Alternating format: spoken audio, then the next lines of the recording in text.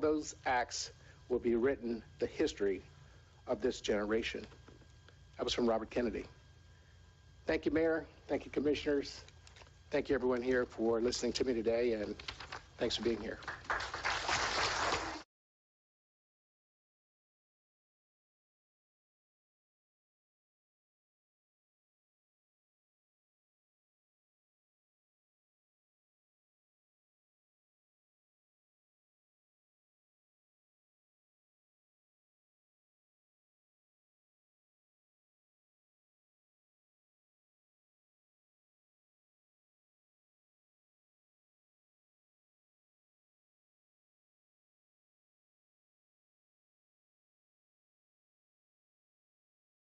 Firsthand from hearing testimonials that it's very difficult and you learn a lot and it's on top of your everyday work. So thank you. And William would have some.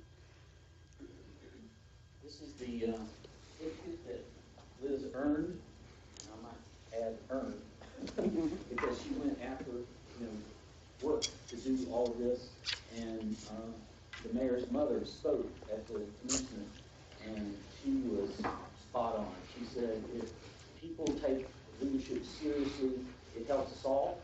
And I don't know anybody else in this city that has worked as hard as Liz. She's a great leader.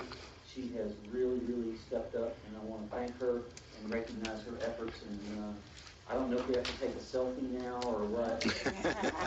Liz gets a cheeseburger too. Come on.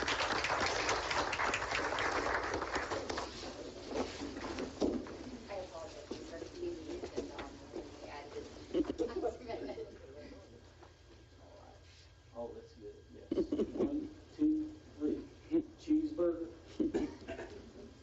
All right. Congratulations, Liz. Congratulations, Liz.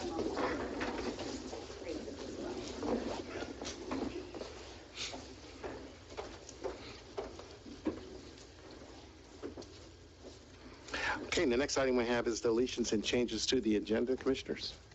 I have something. Okay. Did you have something? No, I was just going to say the minutes, we didn't get the minutes. Yeah, they're not ready. Yeah, so.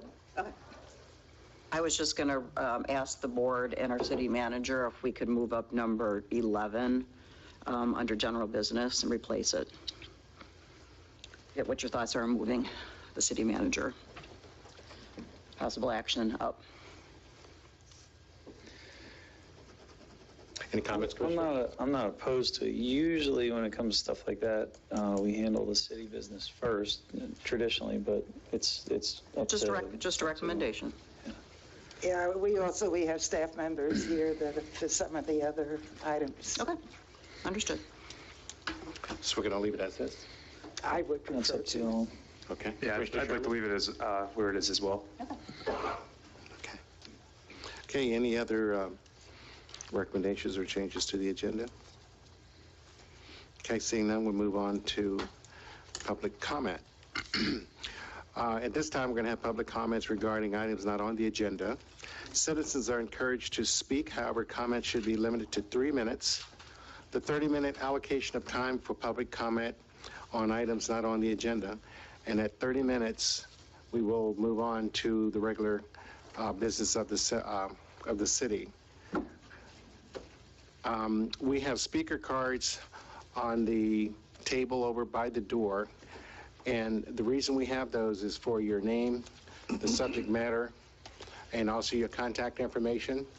And the reason we're doing that is because in many cases, the city manager, the commissioners, and the attorney may not always be able to respond immediately to the question that you may have, in which case we have the information necessary to get back to you with that particular response, something that's point on and accurate.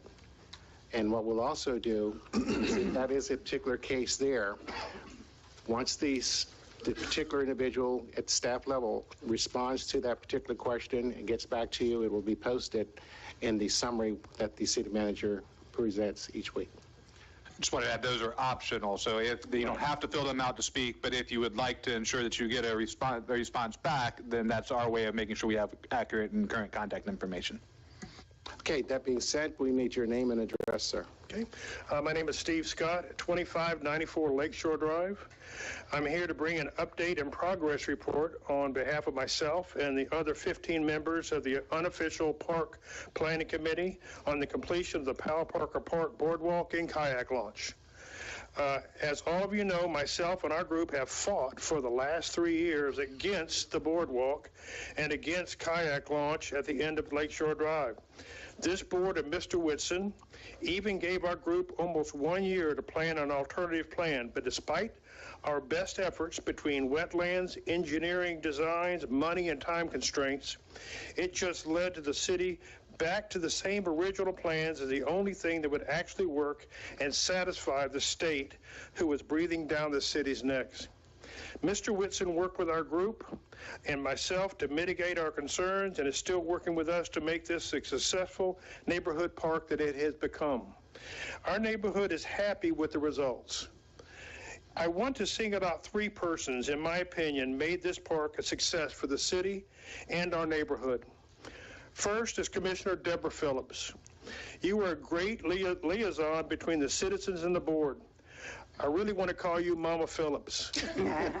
Thank you so much for holding our hands, and no matter how dirty or cold you got, trudging through the swamps and attending all of our meetings for almost a year, you were always on the side of the neighborhood.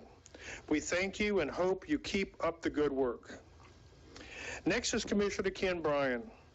Ken was in on the beginning when we called, but you really shined by getting the composite lumber for the boardwalk from Lowe's at cost. That makes the maintenance on this boardwalk practically nil, and you saved us thousands up front and thousands in the years to come. Thank you. We will miss you on the board. And finally, William Whitson. When you came on board, it was already the 11th hour between the city and the state.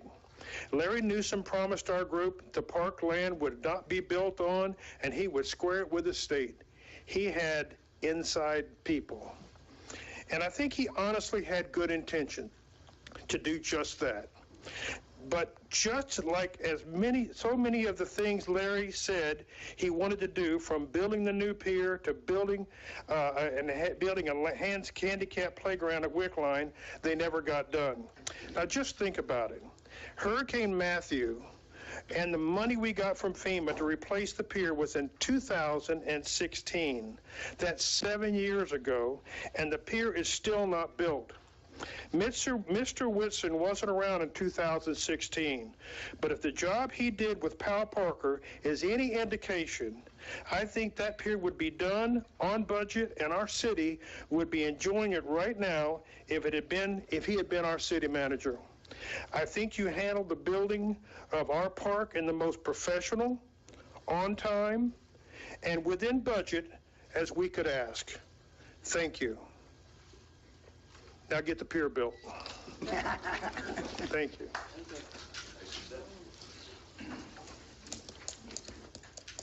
you. Bob Cunningham, North 10th Street. I've been out talking to a lot of people in the community, and one of the questions that keeps coming up is about our fireworks, or if we're going to have them this year. Are they going to be at the pier, or are they going to be someplace else? So I'd just like to find out from the commission if we're going to have fireworks this year and when and where they're going to be located. Thanks. Steve Daly, 1764 Windsong Circle. I'd just like to thank the city workers who got the shower and the stairs completed at the park. Great job. The second question is where the deck and seating area is. I know it's roped off. Is that like unsafe to sit on, or did they do that to make it easier to go all the way down? And what's the plan on replacing that whole area, I guess?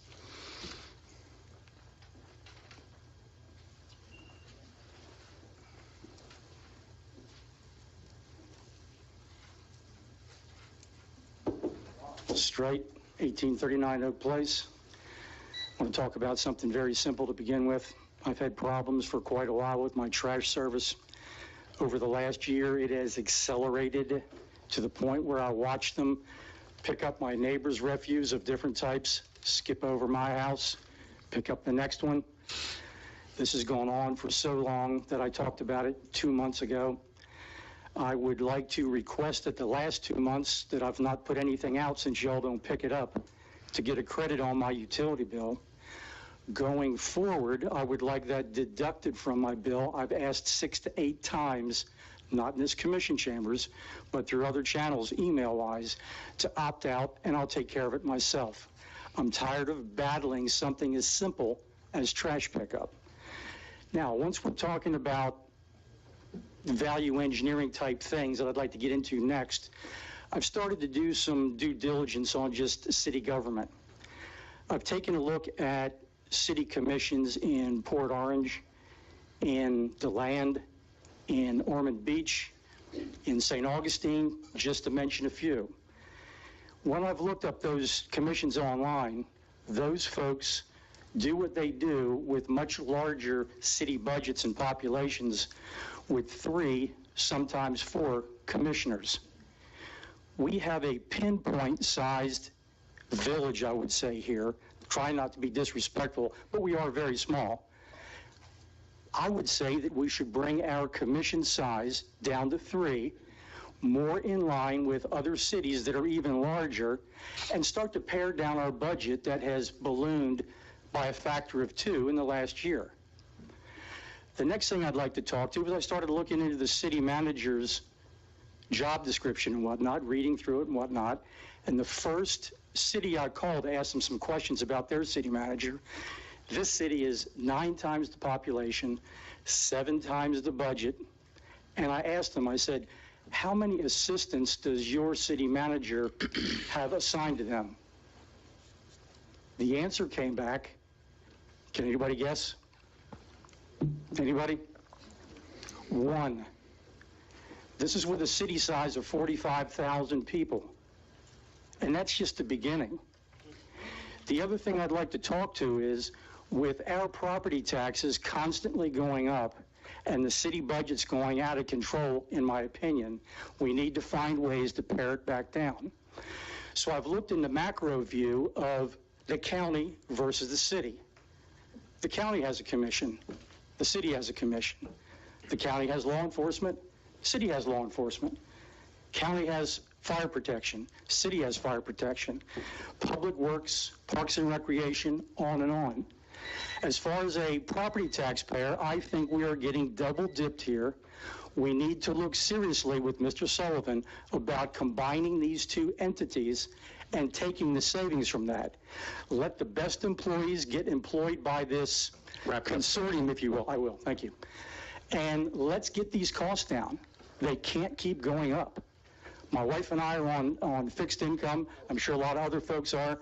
We need to get these numbers down. Thank you, sir.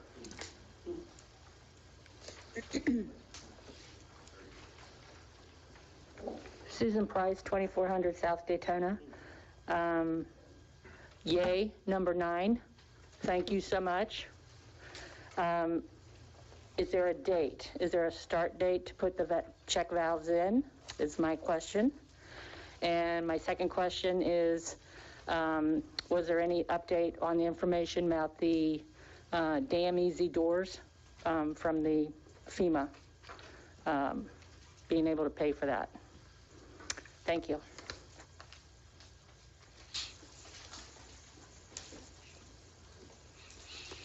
As I noted before, there's some of these questions may not be answered tonight, so please leave your information on the card if you'd like to have someone get back to you. Robbie Robert, 600 Cumberland. Hey, last meeting I talked about the fishing pier under the bridge and see if maybe one of you guys knew something about it. And I noticed that because I've been walking the Betty Steflik since where I walked on the beach every morning has been compromised there with all the work being done. And this week, there's a sign that says closed on the Betty Steflik as you approach the fishing pier. And I brought that up last meeting is because that little fishing pier was crowded and a lot of the folks that used to fish under the bridge are now fishing on that fishing pier. And then the other morning, yesterday morning, I guess, I saw some toting their little wagon and fishing pole back at, 9 o'clock in the morning. And then I got down there and saw the sign. So can we do something about it? I mean, you can tell me it's Flagler County till you're blue in the face, but it's in Flagler Beach, you know? So is there something we can do, or some buttons we can push, a buddy somewhere, a petition, close the bridge? That'll get it done. Anyway, just thanks for hearing me out. Okay. Thank you, Robbie. Anyone else? Hello, Bruno, 27th Street. Kudos to that peer conference that we had. I think the engineer, Pradamo, did a very good job. Seems very well educated. He basically said on a side note to me it was going to be cost about $17 million to build the pier, which we figure. We had $12 million cost of living, blah, blah, blah. But then also we talked about the temporary pier or scaffolding that has to go next to it. So I would imagine that's on top of the $17 million pier. I think we put a dollar value of $5 million for the temp. So that's $22 million. I know you can't answer these questions tonight. I understand that, and I don't want you to answer them. But can we get a ballpark figure on what this pier might cost? And I know we're looking for grants and FEMA and everything, but it seems like the city might be on the cuff for like maybe $4 million if you do the old math to the new math. One of my favorite topics is the golf course. I know you're in litigation, and Judge Perkins said hopefully you can work it out yourselves. I'm just curious, how much money have we spent so far on attorney fees to fight this case compared to what she was willing to, I guess, get bought out by, which ain't the right thing to do, but that's what we're dealing with. So my question is on that. And are we going to wait until the final judgment on that golf course before we start putting out, maybe we need, I know you like getting consultants and engineers involved, and what it's going to cost to get that thing up and running. So when it does come to put it out to bid, we have an idea what it's going to cost, and probably whoever takes that over is going to want to put that into the lease. So maybe we could look at that, because I hate to see the judge come down and give us a thing, you know, a verdict, and then we wait a year to try to do anything. Jane, thank you for Citizens Academy. It's very well educating, and I think more people should do that because there's a lot of moving parts to this town. Yeah, well, Thank thanks, staff, too.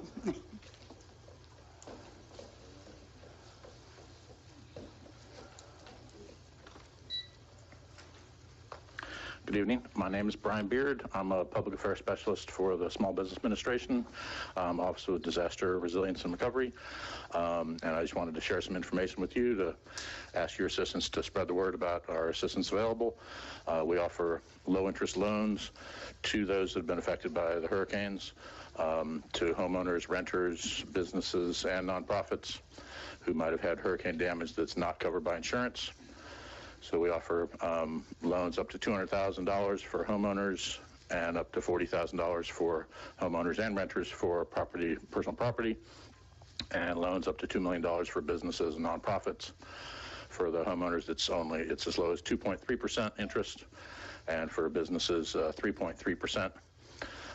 And there is, even if somebody has insurance that covers all their damage to their home or business, they could get a loan to cover the deductible amount, because I know a lot of people had a large deductible, and I've heard that feedback a lot, that people have trouble covering that deductible, so they could get a loan for the deductible amount at 2.3%, and then add another 20% of the total amount of damage for mitigation to prevent future damage.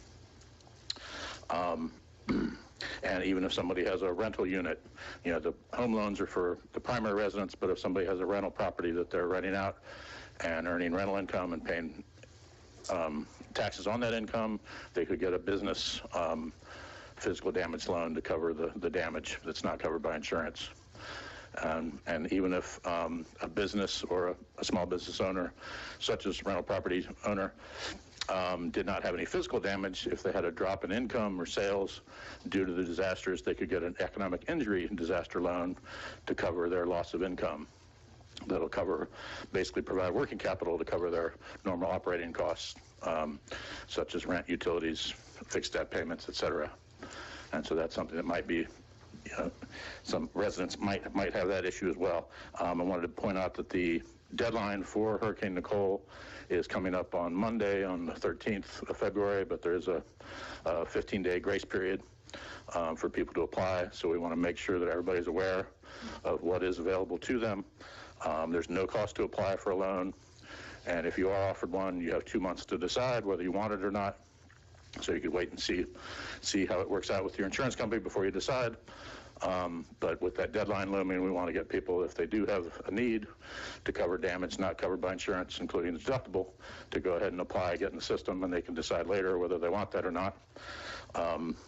People can apply online, and I've been sharing this information with Mr. Whitson, and I met with the mayor a few weeks ago as well. And Fern Shank at the radio station has been advertising as well. So I've gotten a lot of support for the outreach. There's a disaster recovery center down in Daytona Beach on Holzenbach Drive that people can go to, as well as a business recovery center for the SBA. And in closing, I just want to mention that we have, like I said, we got a lot of support. We had a presentation to the FB3, the Flagler Beach Business Bureau, a couple days ago. And Mr. Woodson helped me, along with Tracy Callahan. We've organized an informational meeting for residents to come to on Monday for anybody interested. The Flagler Strong is going to use their contact list from everybody that asked for volunteer assistance for flood damage and invite people to that one. So we'll be continuing to spread the word on that. But thank you for your time. Thank you, Brian. Yeah. Do you have a question from Mr. Cooley? You said there's a meeting on Monday? Yeah. It's in here? Yes, okay, what right time? in this room at 5:30. Okay, 5:30 Monday meeting. And the only other comment I had is, do you have a small little packet of cards you could leave with Penny, if possible? Sure. Okay, Yep. so that way we can get it distributed. Okay, sure. Yeah, and I could send, I could get all of your email addresses and send you all the documents to the flyers and the pertinent information and some bullet points. Actually, if you could send it all to Penny, she can distribute it to us. Okay. That would be super helpful. That'd be good. Good. And I did see a lot come through the FB3 group, but getting it to all of us so we can also get it out to our I'd like networks. to get as many people as possible to spread the word. It'd be great. Yep. Okay, thank you very much. We'll do. Thank you, Brian. It's great information. Okay, any other speakers?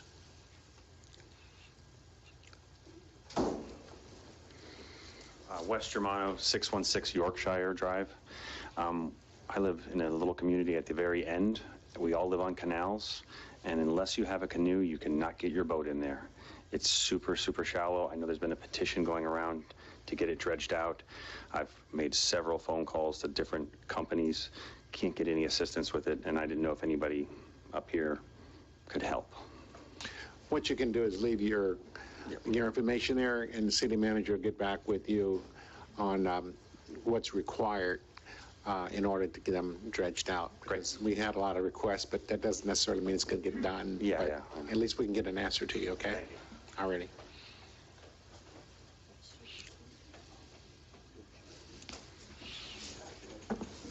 John Lushrai, South 23rd Street. Just want to urge the commission and city staff, if possible, there's a grant coming up for the tourism board. That tourism grant is valued at almost $750,000. We got until early 2024 to prepare for it. So, with that being said, if there's any kind of actionable steps we can take, if there's committees that we can create, I mean, that's a significant deal of money, and we have a lot of construction going on. So I just wanted to remind the board, city staff, if there's anything we can do to help, we're all ears. And I believe that petition that Wes was just talking about, I think we had emailed this almost about a year ago. I think it was to Penny with signatures and just kind of explaining what's going on. So if there's anything that we can do to follow up on that as well, I can try to find that email and resend it again. But I remember that petition did go around. I can find it and send it back. That's it. Okay, Johnny, thank you. Any other comments? Seeing none, I'll bring it back to the commission here. I have a response on the fishing pier.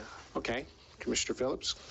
Robbie, I reached out to Greg Hansen, County Commissioner, regarding the fishing pier, and he was going to get back to me. I've not heard from him yet, but I just asked him a couple of days ago. So once I have that information, I'll let you know, and then I'll report back at the next commission meeting with why the fishing pier is not open. Please, no comments, Robbie, please. Thank you.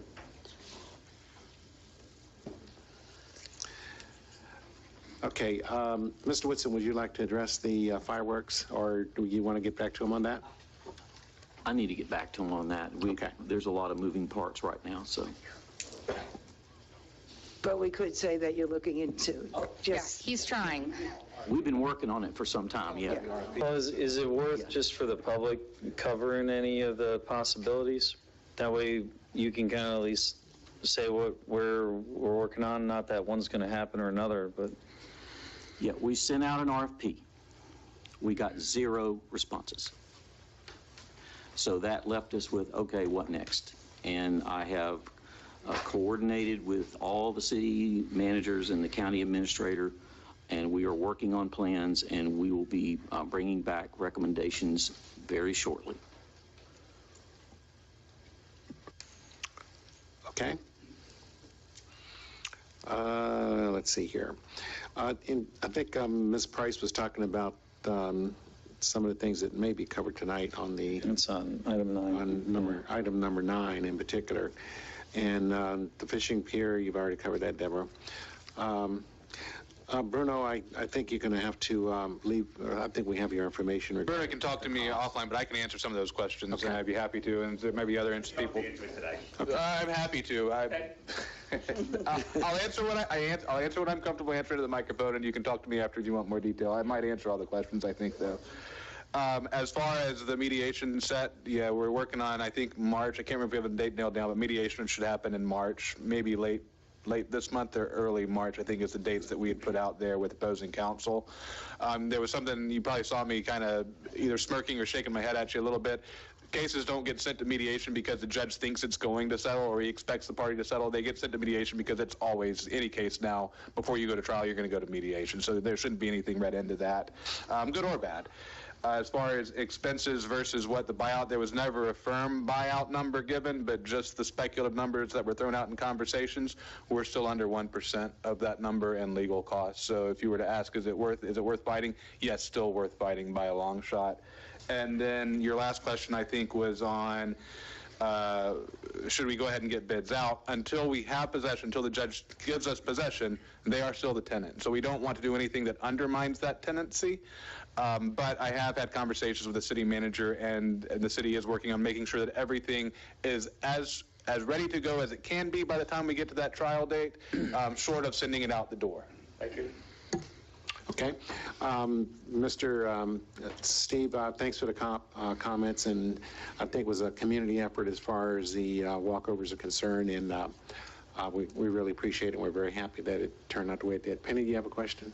I just wanted to say that there is a current bid out that I've put out now for the re-roof of the clubhouse, and I'm working on a bid package for the interior restoration. Okay. Steve, if you want to leave your card, Mr. Whitson will respond to you regarding the seating plan in the area that you were specifically talking about.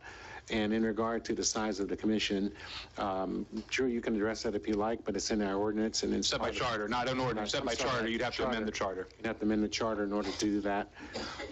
So there's no point in really going into discussion on that. And as far as credit on the bill, you can address that as well. Mr. Straight, you can get with the city attorney in regard to the legal aspects of that is concerned. Did I miss anything, commissioners? Steve Daly was asking about caution tape. Caution tape?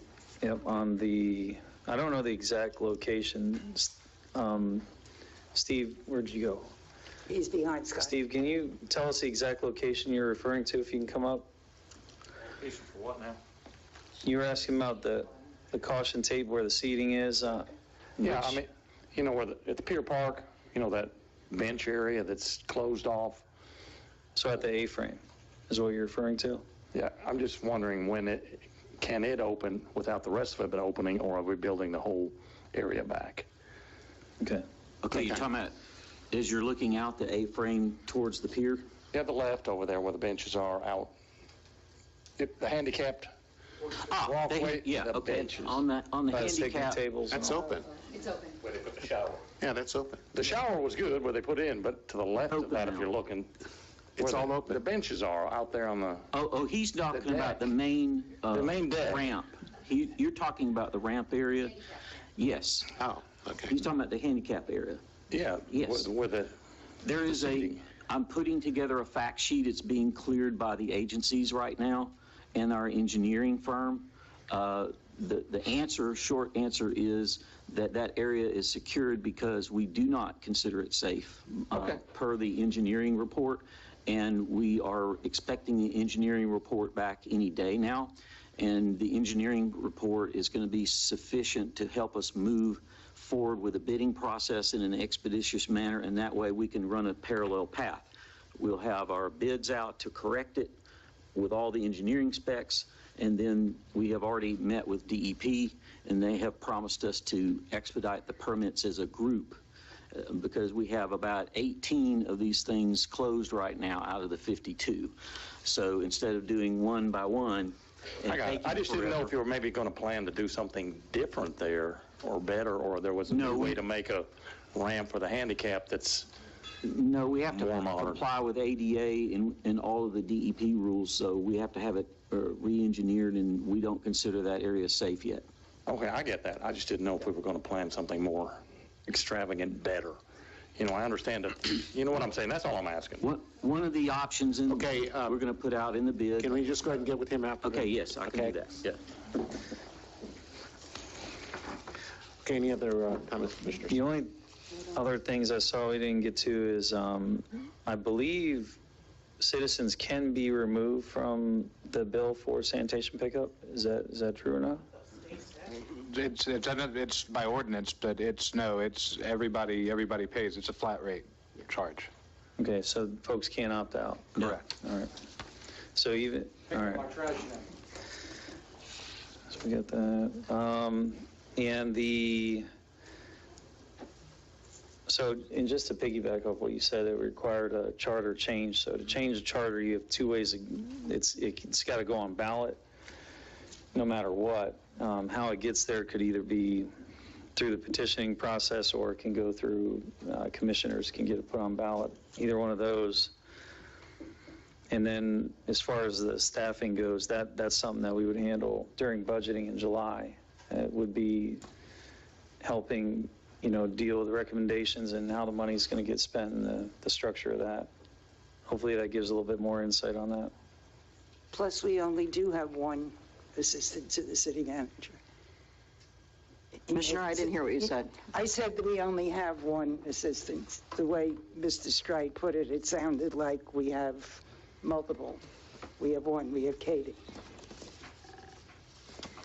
So there's no change there needed, unless we budget differently. Okay, let's do further discussion I think we of this. covered everything. Okay, we covered all of this? Everything covered? Yeah, I guess the other thing is what Johnny brought up, the 2024 grant. We talked about that today, and that is on your radar. Yes, ma'am. In fact, Amy and I are working on a date to sit down and get ready.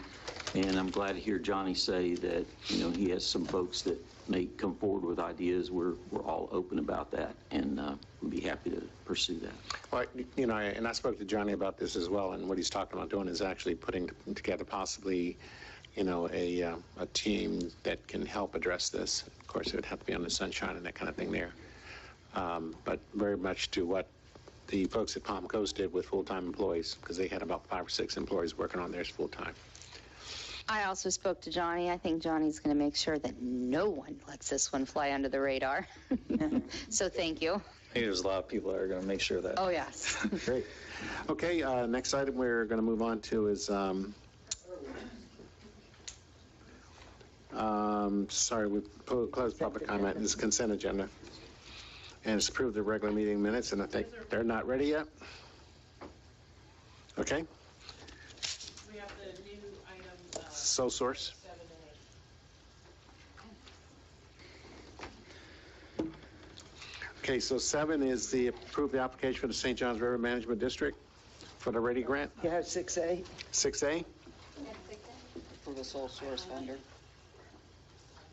Yeah, I'd like to pull 6A. Oh, okay, I'm sorry. It was an amendment to the amendment to the amendment. Right. All right, we have 6A, which is approve of sole source vendor. And also like to pull 8. You want to pull number 8 as well? And 6A, yeah. So I'll make a 6A and motion to 8. approve item 7 on the consent agenda. Got a motion, then you have a second? Second. Public comment. Public comment on items on the consent, Item 7. which is item 7. Seeing none, we bring it back to the commission for a vote. Commissioner Sherman? Yes. Commissioner Phillips? Yes. Commissioner Mealy? Yes. Commissioner Cooley? Yes to the motion. Chair Bryan? Yes, and the motion carries unanimously. We'll move on now to, which would be A. The reason why I wanted to pull 6A is because sole source vendor, while that is good and I see the reason for it, the proposal, i.e. contract, has no timeline in it. And we cannot make somebody a sole source vendor without a timeline. Because we do that, then nothing gets fixed.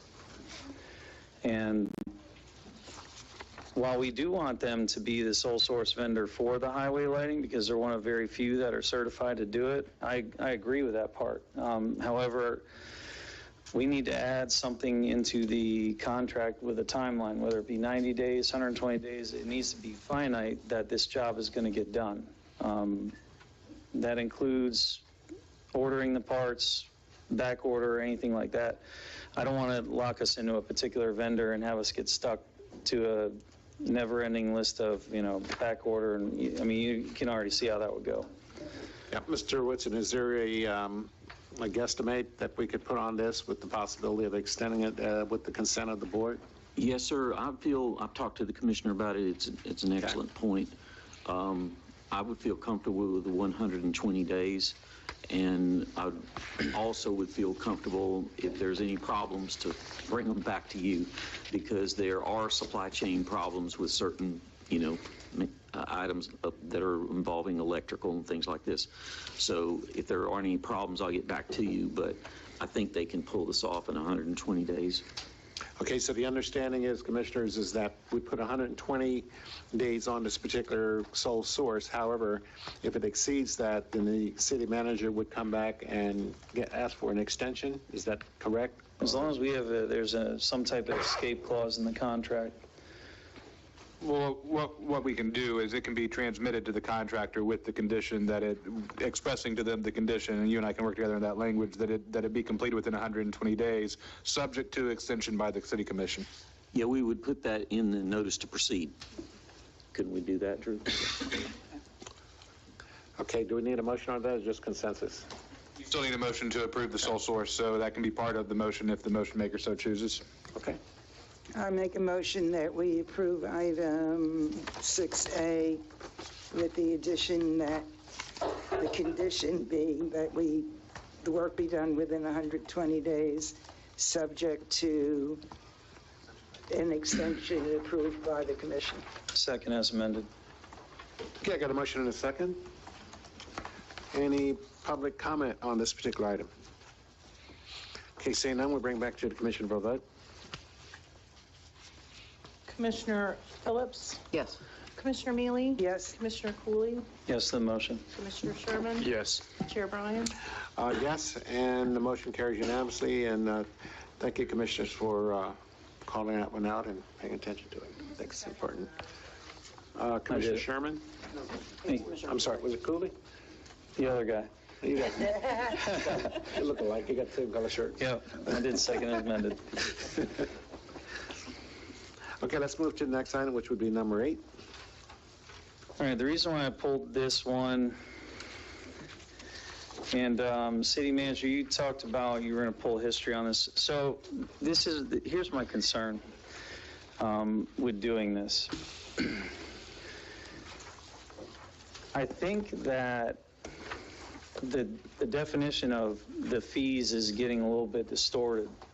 So when we charge these sewer fees, the sewer fees that you have to come up with a way to charge them, since we're not charging flat fees. We're charging, it was decided that was per use. Well, those fees then cover the sewer system to bring that water back.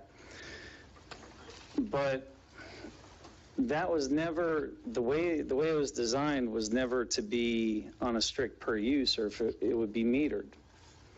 So the reason why that fee is attached to your water usage is to pay for the infrastructure of the sewer system. And what's happening is, by removing all of this, we're negating that, and we're saying, well, now we're only going to charge you if it gets used, because the rationale of dropping the charge for the sewer when you fill your pool is that we're not using the sewer system. But that would go against the entire premise of why the fee is there to begin with. That's the only problem. And I've been saying this for years, and so it wouldn't change. The issue is we don't meter wastewater, and so we don't charge wastewater on a usage basis. The reason why the fee is there is to maintain the infrastructure, whether it gets heavy use or whether it gets no use. But either way, it's still in the ground, and it's still, subject to all the environmental conditions, and it rusts, and it needs replaced on a frequent basis. A pool, to me, is in every layer of what it is, in essence, a luxury. So if you are removing fees from filling pools, then it just subverts the entire purpose of having the money there to pay for the infrastructure that we so desperately need. So that's why I wanted to table that. I know it's an unpopular opinion, but from just my point of view, it's also a responsible opinion, because the fee is there for the purpose of paying for infrastructure. And we all know that we have dire infrastructure needs. And I see this as a growing list. This is much more than it was in previous storms, and it's a trend. Is it unfortunate when you have to do this? Yes, I absolutely agree with that. But it is also a absolute, by definition, luxury. And so when you look at why do we make exceptions, if you look at, for instance, when it gets into land use stuff, you have 6 conditions. One of those conditions is undue hardships. Well, this isn't an undue hardship. This is arguing that, well, we're not using it, so we shouldn't have to pay for it. And that part there, I don't agree with that rationale. So I wanted to put that on the dais up for discussion. Okay, my comment in regard to that, I understand the rationale. I've spoken to some of the individuals that have requested this, and I certainly do see, we certainly do need the funds for infrastructure. But the way that I also look at it is that this isn't a recurring thing. I mean, only during a hurricane does it happen. So, I mean, one of the considerations that we could have is that this could be a one-time thing, so that it doesn't come back repeatedly each time there's a situation like this. But I also understand that a lot of folks experience some severe losses, and I don't have a pool, but it would be nice to have one, but I don't have one. But I can understand why some people use them. Some people use them for therapeutic reasons as well. So it's not always just a luxury. But that's just my thoughts. I don't look at it as a recurring thing every time. One of the things I would look at is that, okay, we have individuals on this list this time here. If this occurs again, then they may not necessarily be eligible for the same kind of thing. That's sort of a compromise of what we're looking at. But those are just my thoughts. Commissioner Phillips? I know that we're trying to help our citizens the best we can with hurricanes.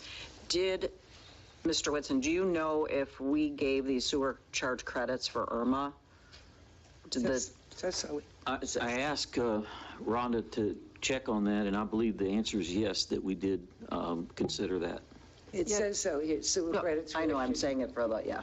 Yes, Maria did check, and we did give sewer credits after Hurricane. During Irma, okay. Mm-hmm. Okay.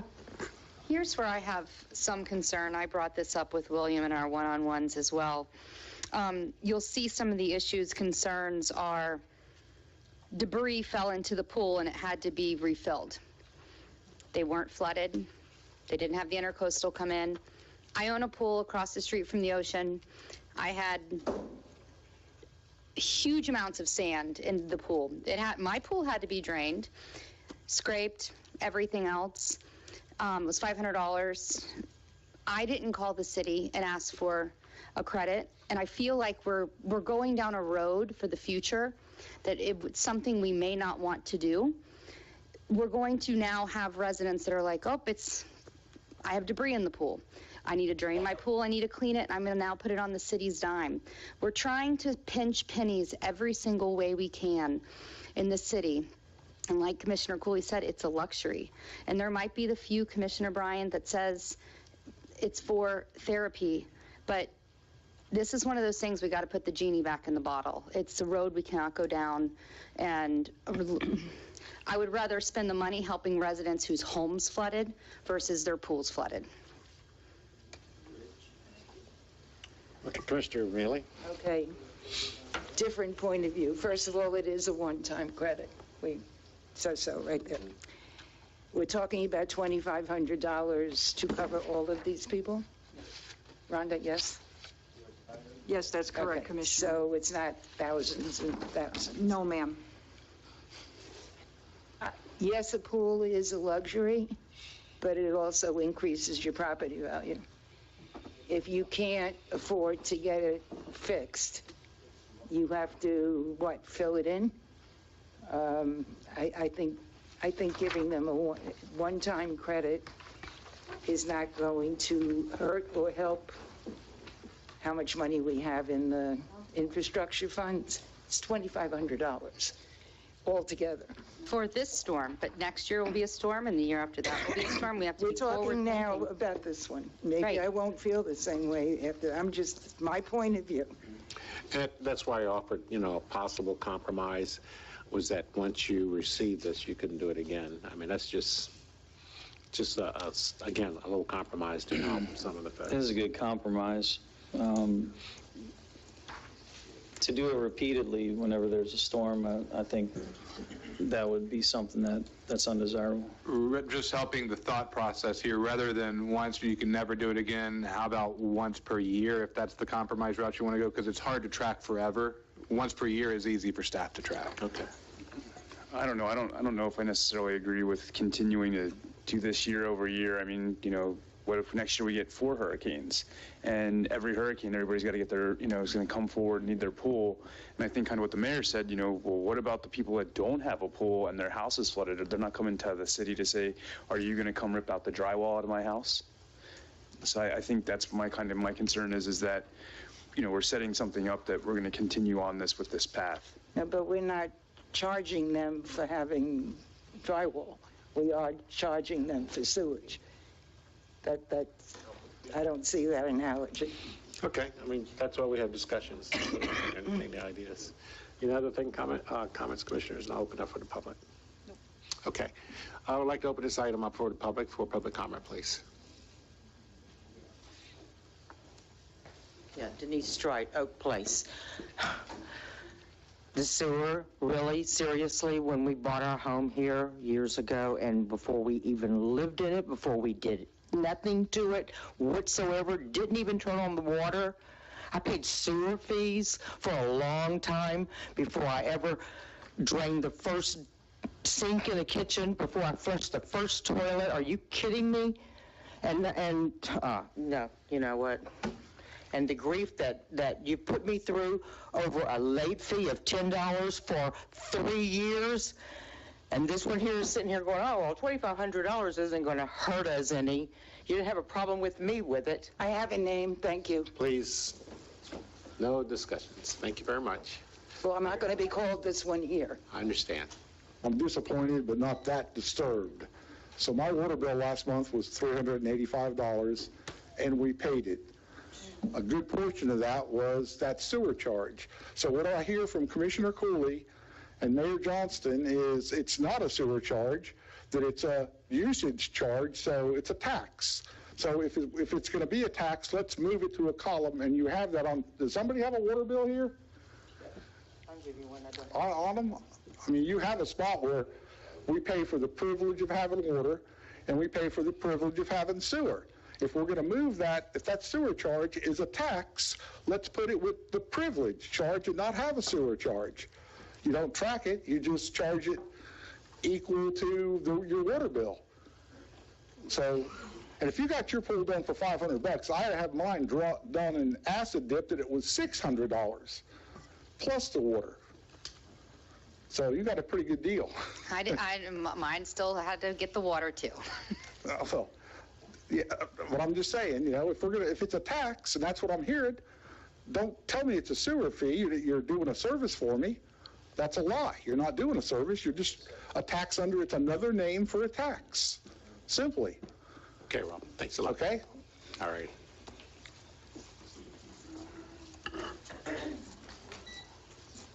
Rick Belhumer, Flagler Beach. I've got my own pool, and I also have a rental that has a pool. The rental went under sewer and salt water twice, both with Ian and the other storm. And then mine went under with the second storm. So 2 pools, three refills, paid the sewer fee. Anyone else? So it sounds like you're trying to save money here, but... Sir, I need your name and address. Oh, Michael Mann, 1404 South Central. Okay. So it sounds like the deal here is you're trying to save as much money as possible, and it's for infrastructure. But if you take your finger and go across any of your aerators in your house on your sink, you'll see black stuff. And why? Because those city pipes, which should have been replaced a long time ago, if the pipe is this big, the hole in the middle is this big, and the rest of it is nasty smelling stuff. And who's paying for that? We're paying for it. We bathe with that stuff, we cook food with that stuff, and we pay a water bill that is like gold. Okay? So just because somebody kicked the can down the road for umpteen years and now you got this big problem, you got to replace all the water pipes. I mean, take that into consideration also. Any other comments? Okay, seeing none, we'll close public comment, pull it back to the commission.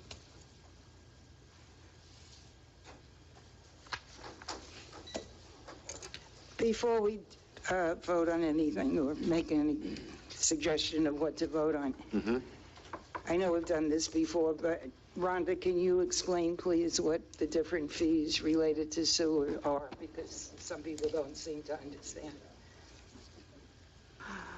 The 2 different fees that we pay. Oh, water fee and sewer? No, sewer base fee and sewer charges.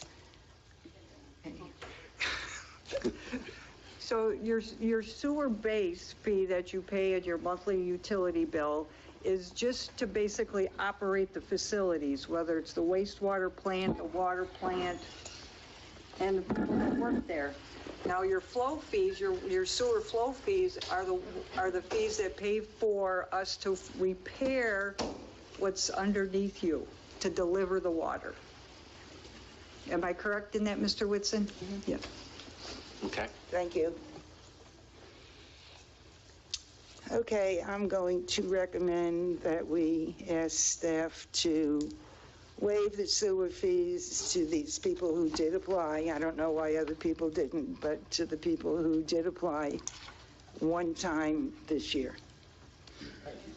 Seems to be what direction some people were going in anyway. So to be clear, what you're saying is that the individuals that have applied for this on this list would have their rates waived, but it would just be that one time within this year. That's right. Okay. What was even the application process for this? I don't think there's a process. I think they just had to sign up for it. Yeah, let me speak to that, and then Rhonda, you can update me if I get it wrong. After the storms happened, we started getting calls about, there's debris in my pool, the pool's ruined, we had to refill our pool, it wasn't our fault, the storm damaged everything, what do we do? And we started taking names.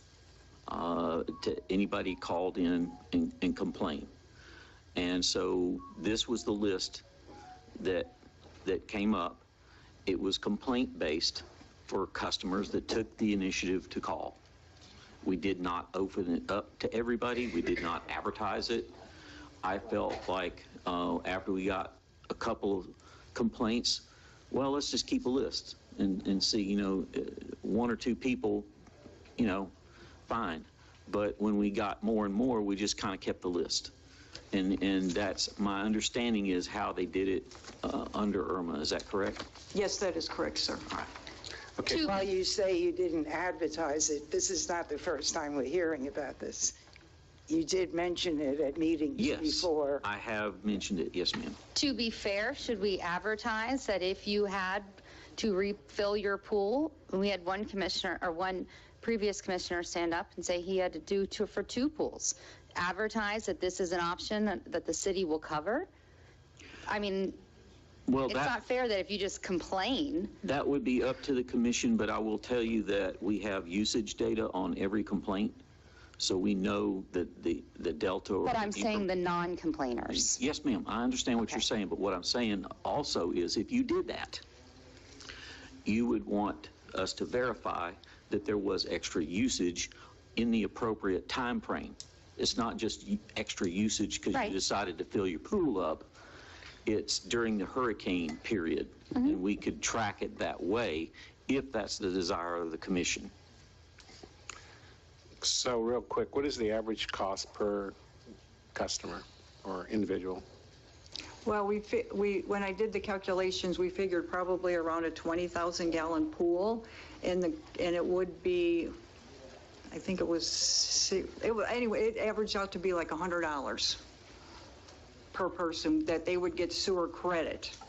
We can't give them water credit, we can give them sewer credit. And then we also had one resident that filled their pool with an irrigation meter, which we don't charge sewer on, so that individual would not get any kind of credit. So we need to keep that in mind as well.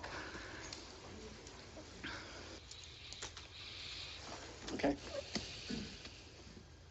Well, I made my motion. Okay, do you want to restate it so the commissioners understand and see if you can get a motion? A second. Want me to read it back? Yeah, please. A motion that we ask staff to waive these sewer fees to the people who applied on the list one time this year. Okay, just quick discussion.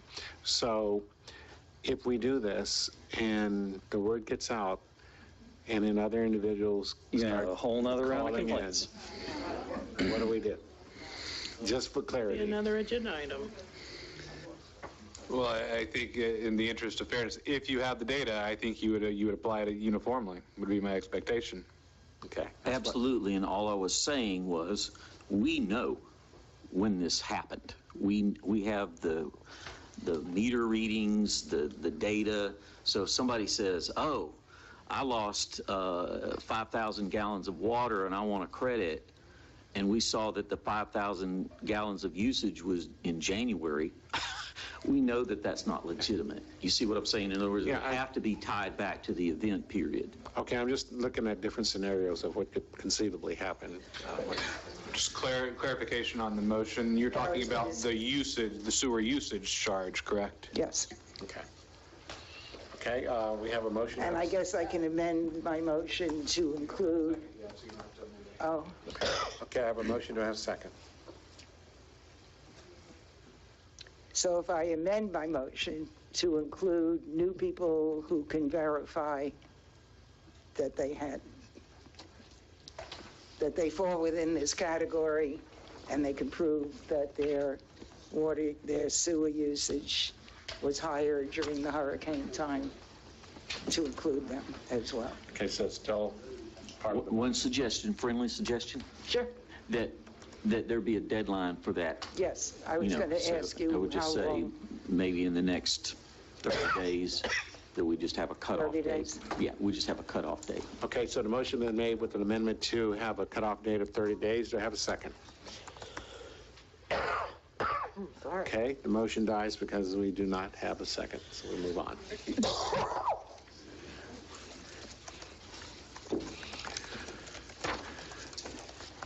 Okay, next item is number 9 for our general business, approve the change of order number 1 for stormwater improvements.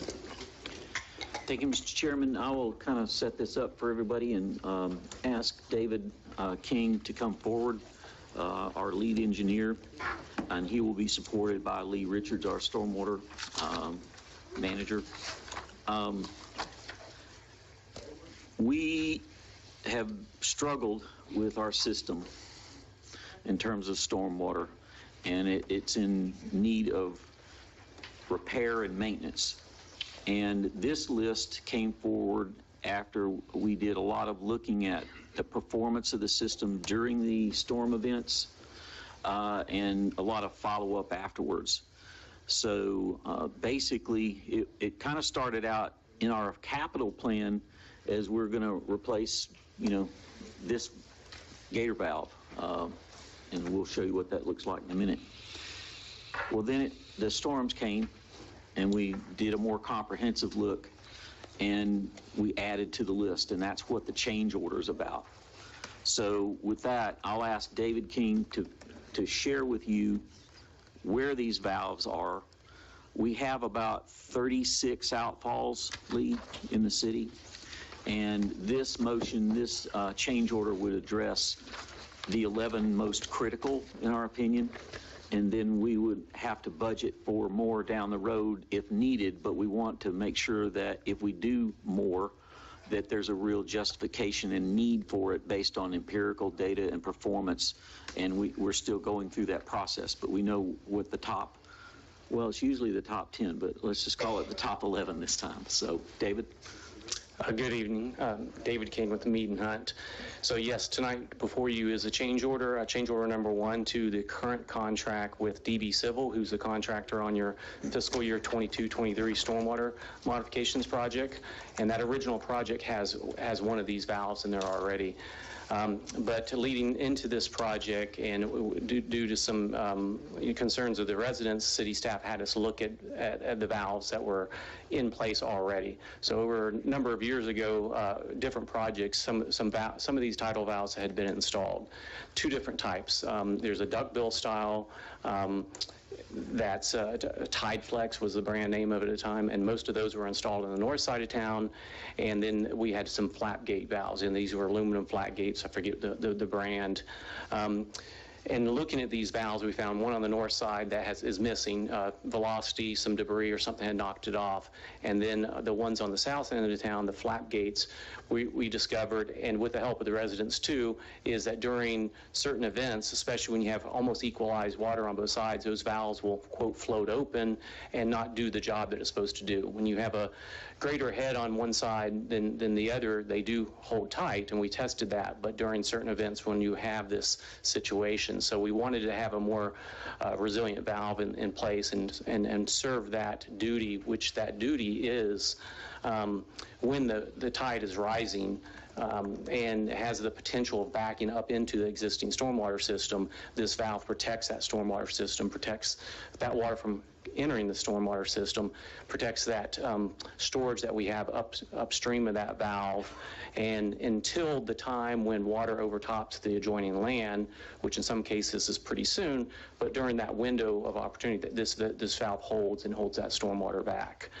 So to the city manager's point about which one's most critical, so what we looked at are where we had valves that weren't, that were either lost because they're no longer existing or they weren't operating as intended. So the one that's in the existing project plus the 9 that's proposed in the change order tonight are all to address those, to address existing valves that are either missing or not performing as noted, or as they should be. The 36 that was mentioned, there's in the city as a whole, there's 36 known outfalls. There's probably some other ones that haven't been found as of yet, but and you have some of the same situations happen there too. So again, these are going to address those locations that are listed on the list. I lost it. It's back again.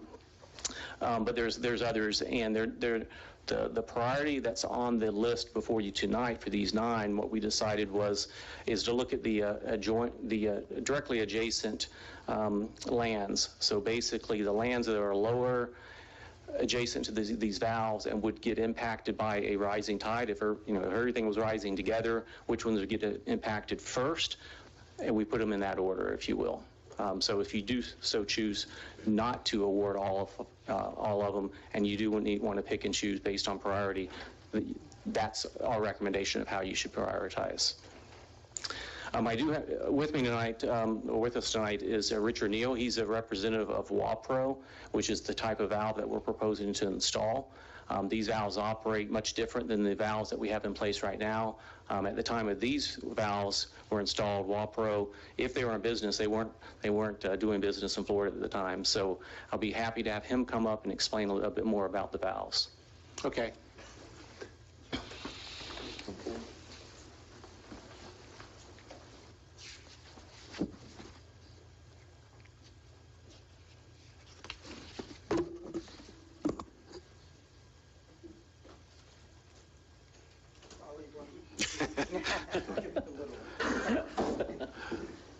That's a bigger version of that. The valve itself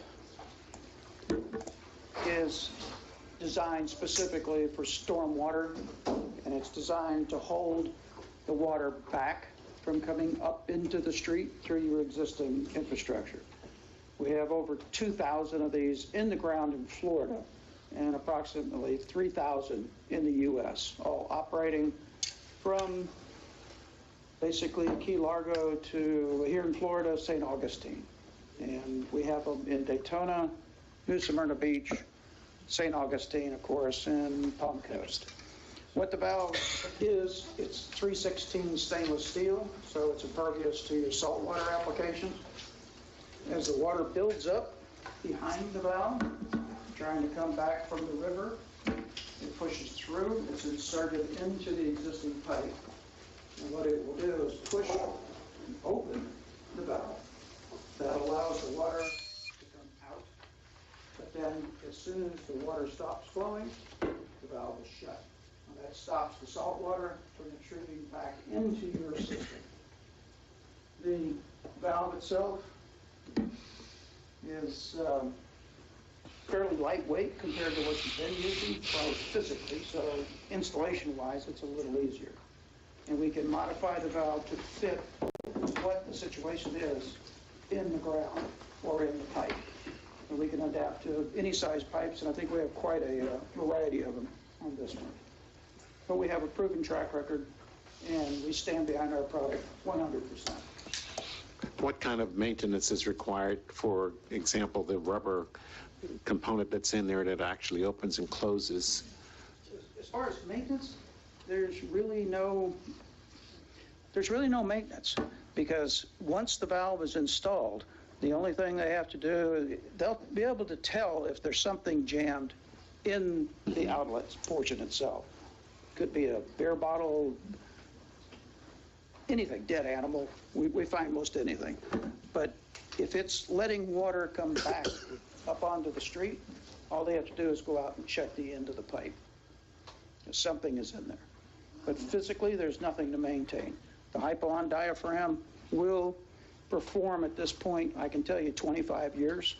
Our accelerated life testing is up to 38 years.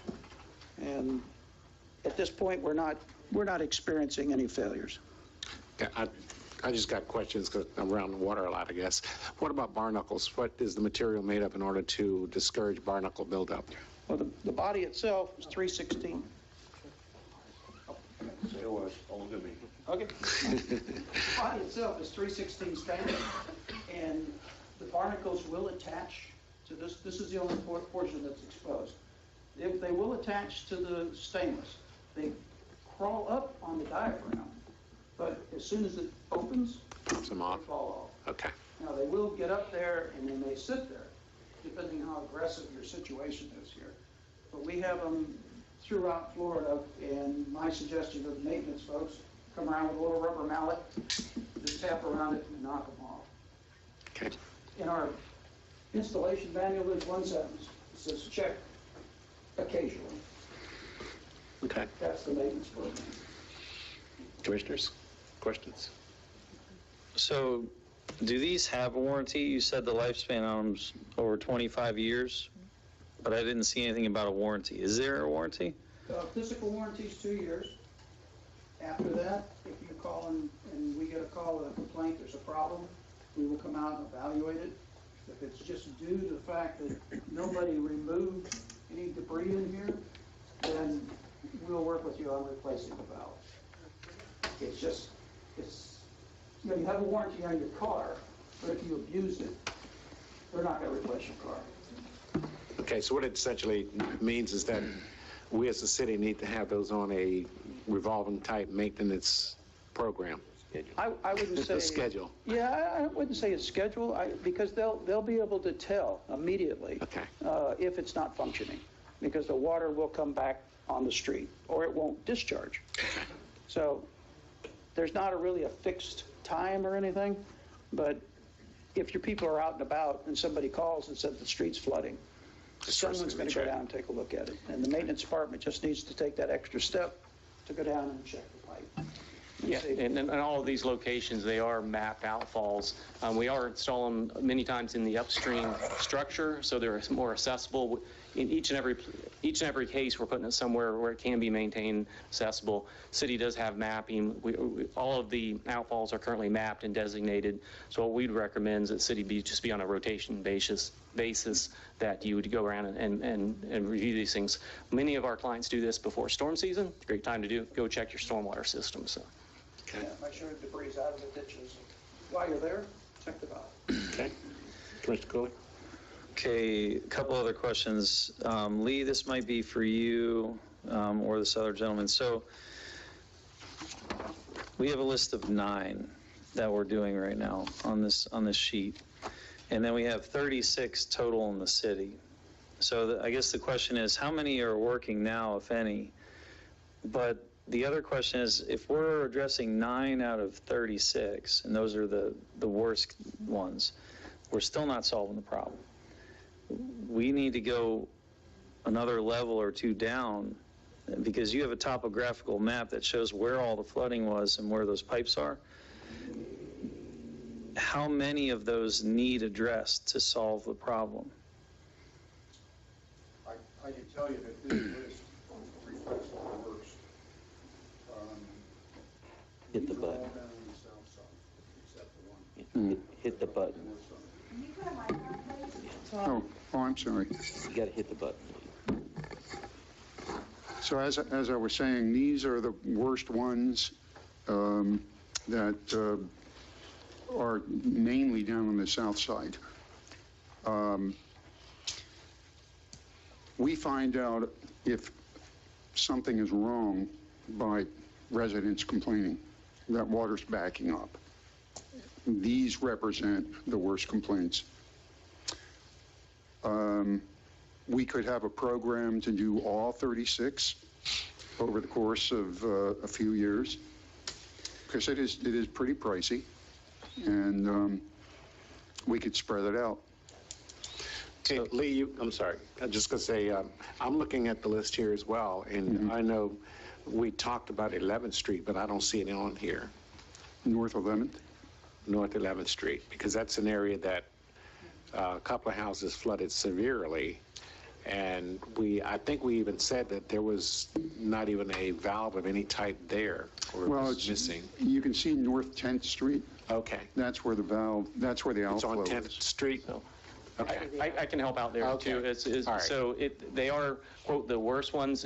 If with the definition being where there was supposed to be valves working and they weren't, or they were missing, we're addressing those first. If the city did proceed with a program to replace, to address all the outfalls, because of the 36 outfalls, of the 36 known outfalls, these are 9 of the existing 36, if you will. There's a few more on the north side that were done with the TideFlex style valve. So if I had to guess, there, out of the existing 36, we probably have 16 of them that have check valves or have some type of valves. The other 30 do not. What we would propose if we wanted to have a multi-year program to address the other ones is maybe address them in the same way or prioritize them in the same way, where we look at the elevations, so we might have an outfall in an area that drains a higher elevation area. Tidal waters would affect that area at a later stage or a higher stage. Maybe that one is further down on the list. And we'd also recommend that we look at that window of opportunity. If we're going to install a valve and spend money to install a valve that protects an area, but within that window of opportunity of where the rising water then overtops and then the valve becomes useless at that point, we might move that further down the list too. But if the city so chose to address other ones, that's how we would go about doing it. Okay. Commissioner Cooley, and then Barb. Oh, I'm sorry. Well, just to wrap up, so, and we talked about this in our one-on-one, but I'm of the opinion that this is not going to be enough. This is addressing the worst stuff, but we also have had multiple conversations about if we have a outfall tube that can flood residents, if and we can use, say, we'll use the intercoastal water level rise from past storms to be the judge of that.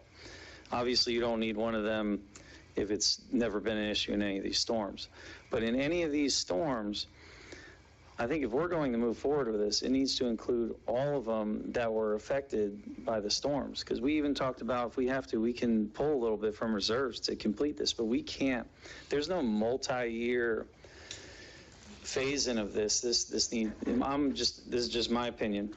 This is something that needs fixed right now.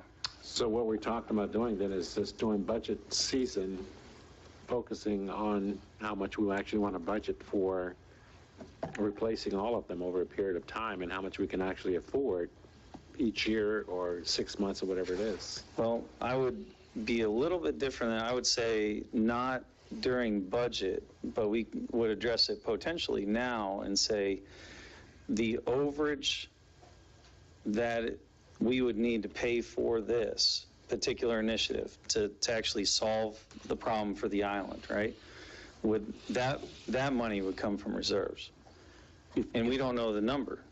Correct. And if I could just make one technical suggestion, I'm going to ask David to make sure I'm right here, that this is not going to address catastrophic hurricane overtopping situations. This is more of normal rainfall. Can you kind of comment on what level we're talking here? It's a combination of both. So originally, and as Mr. Neal represented, it's there to protect. If when the storm comes and you have low tides, you want the water to get out. That's when that valve opens. But when you have the opposite situation and the tide's higher, tide's rising, you want to close that off. It may still be raining upstream, but that water's not going to go anywhere because of this valve being closed.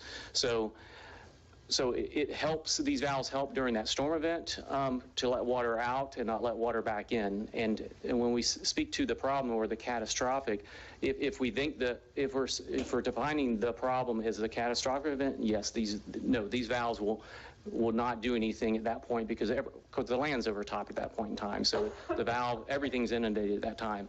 But in that window of time where we have I hate to call it minor because these things, all of them are major. But when we have a tidal event that comes up to a certain level before it overtops the adjoining land, these valves will do the job. Right. And just kind of give us an estimate. I mean, I know it varies on environmental conditions, but you're talking about like maybe a 3 to 6 inch rainstorm versus catastrophic events like hurricanes and other things. Yeah, again, the rainstorms without the tides, these valves are there to flow. It's the tide with or without the rain that there is where they're providing the protection for. So, but y'all have the ability to look at the outfall tubes and look at the water level data and say these are the ones that need done outside of the 9, right? Yes, and that's what I was recommending. If you did want to do more than these 9, we would look at the lands, if you will, and see what areas we get affected first, and not get inundated, because that's where the addition of these valves at the other 30 outfalls would make sense. Okay, Commissioner Mealy? Yeah, I just wanted you started out by saying 11 and we have 9. Right. So I misstated. I'm sorry. I miscounted. Well, no, I was thinking the same thing. Did we start with 11 and reduce it to 9? So There's a little back history on this project. So the project started out being a 4-part project, and then it went to a 2-part project. It was bid out as a 2-part project, and when it came in, the bids came in higher than expected. Y'all awarded 1 part of the project. So if you add these 9 plus the one that was awarded and the one that wasn't awarded, we have 11. So he's right. Thank you. So what? So we're looking, Sorry. the total costs on most of them is close to $20,000. So if we did the other 27, $500,000. Hmm? So it's going to be a total of $500,000. yes, How much? $500,000. yeah. But I don't think we have to do all that. No, I'm just saying that if we were going to do all of them, we're looking at $500,000 to $600,000. Okay. And that's what David is saying, is that we would prioritize based on elevation and, you know, what we've seen out there in the field. And yeah, we could come back to you with a list and not wait for the budget process. That's your decision, and we'd be happy to get that direction. But, you know, what we would like to do is group them so you get a better price and, you know, work it in triage. In other words, these are the worst, and then you go to the next logical group based on elevation, and then down the line.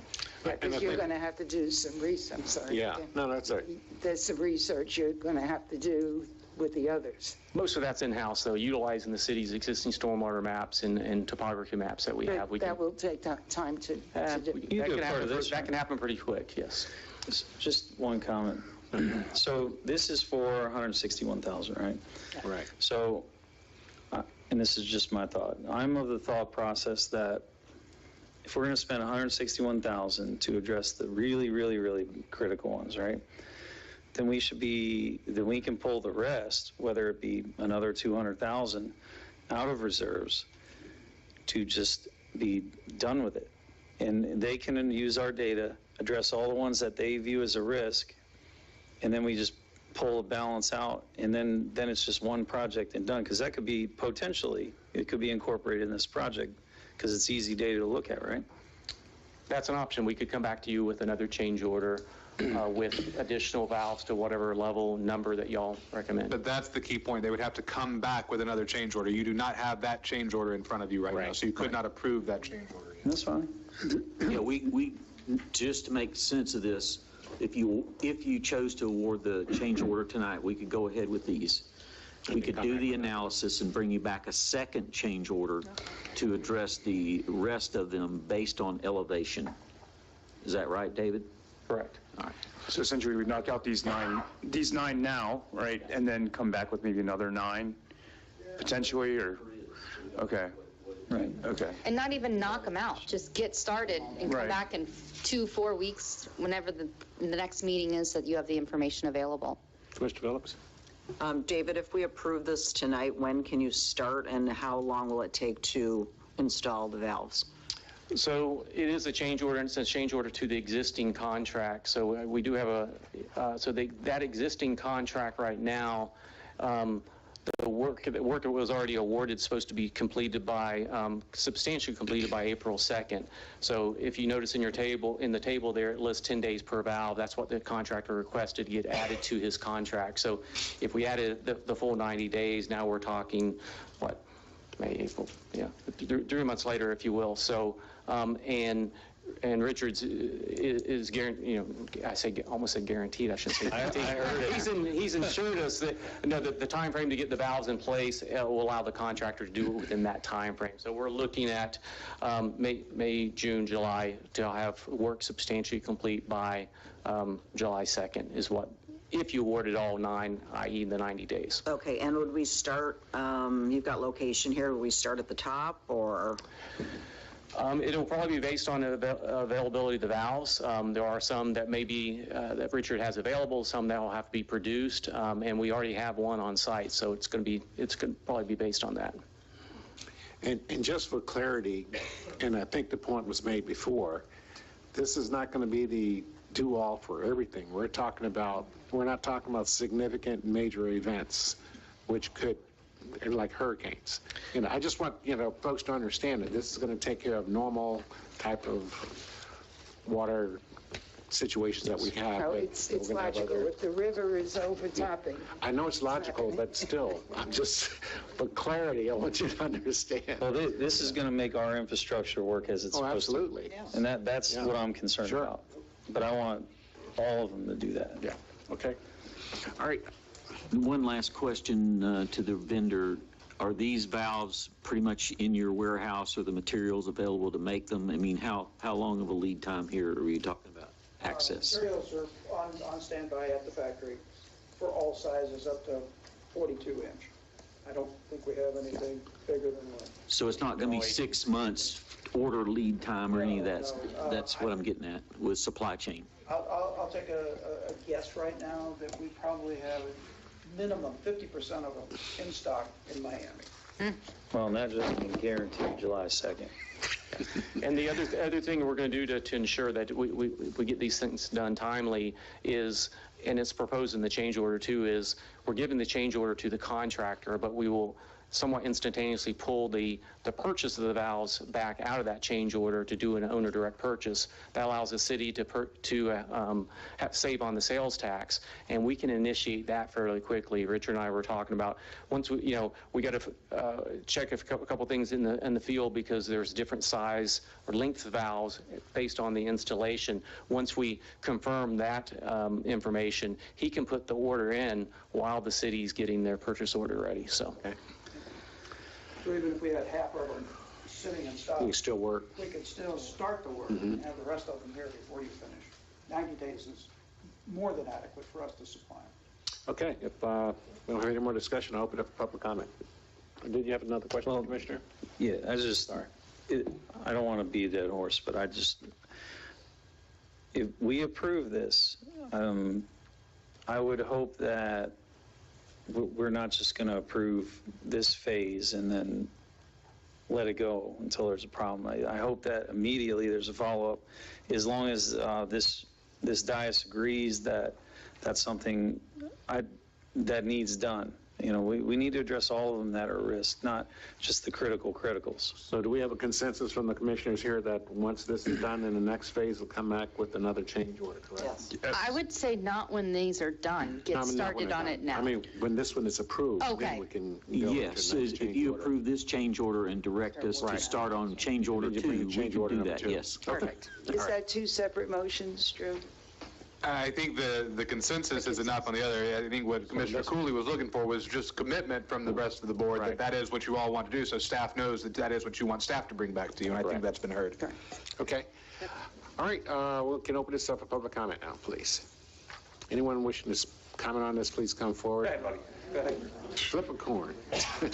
Just listening to all that and digesting that, I heard after the last two storms in this room that the stormwater outflow pipes weren't working properly because they were silted up. Those are the words used. That said, if we put new valves in and they're in the silt again, are we going to have dredging costs just to get the valves in? That's number one. Number two, I hear that the city responds to resident complaints when things don't work right. Do we have programs to PM this stuff so that it doesn't get to that point, so that it doesn't have excessive floodwaters waiting there because the valves don't work right because they're silted up? And last question I'd like to ask is how many years, I'm losing track now, is it 4, that I've been talking and sending documentation about the lack of silt fence in this town on all the construction sites, the fact that they are not maintained or not installed properly. I can show you today probably half a dozen that are on the estuaries that don't have silt fence or they're not installed properly. And now we're talking about spending all this money for something that could have been avoided because these things are in your ordinances. They're in your development ordinances. You just don't enforce them. And now we have all these problems. They all could have been avoided. These people that got flooded on South 23rd and 24th that spent 4 or 5 days waiting to drain, that was all unnecessary. That's on the city. We pay you to do your job with these different divisions and expect a value for our money that goes up again every year. So I've used these terms before and used them if they apply. But will this city become woefully negligent for not doing what they're supposed to with the stormwater lines and totally not taking care of resident concerns like myself when I've raised the red flag probably 200 times? I think Mr. Whitson said himself, I send the city hundreds of emails, probably at least 150 are about silt fence. And here we are. We got to use our heads here, folks. When you're told these things, you can't ignore them, okay? That's just negligence in my opinion. That's my public comment. Hi, Bruno, 2700 block. Great news. I mean, this is what people have been asking for. It's not going to resolve the problem, but it's going to help the problem. So I think that's a good thing. My question to the manufacturer, these are made in Sweden.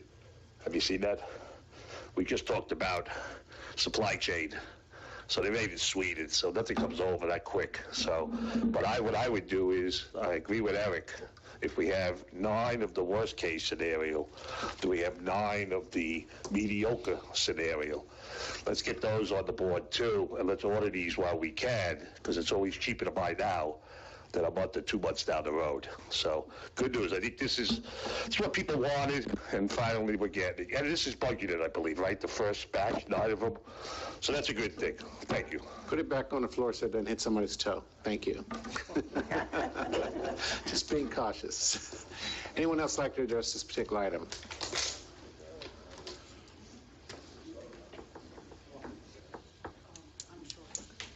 Gary Lynn McDaniel, 24th Street, South Daytona.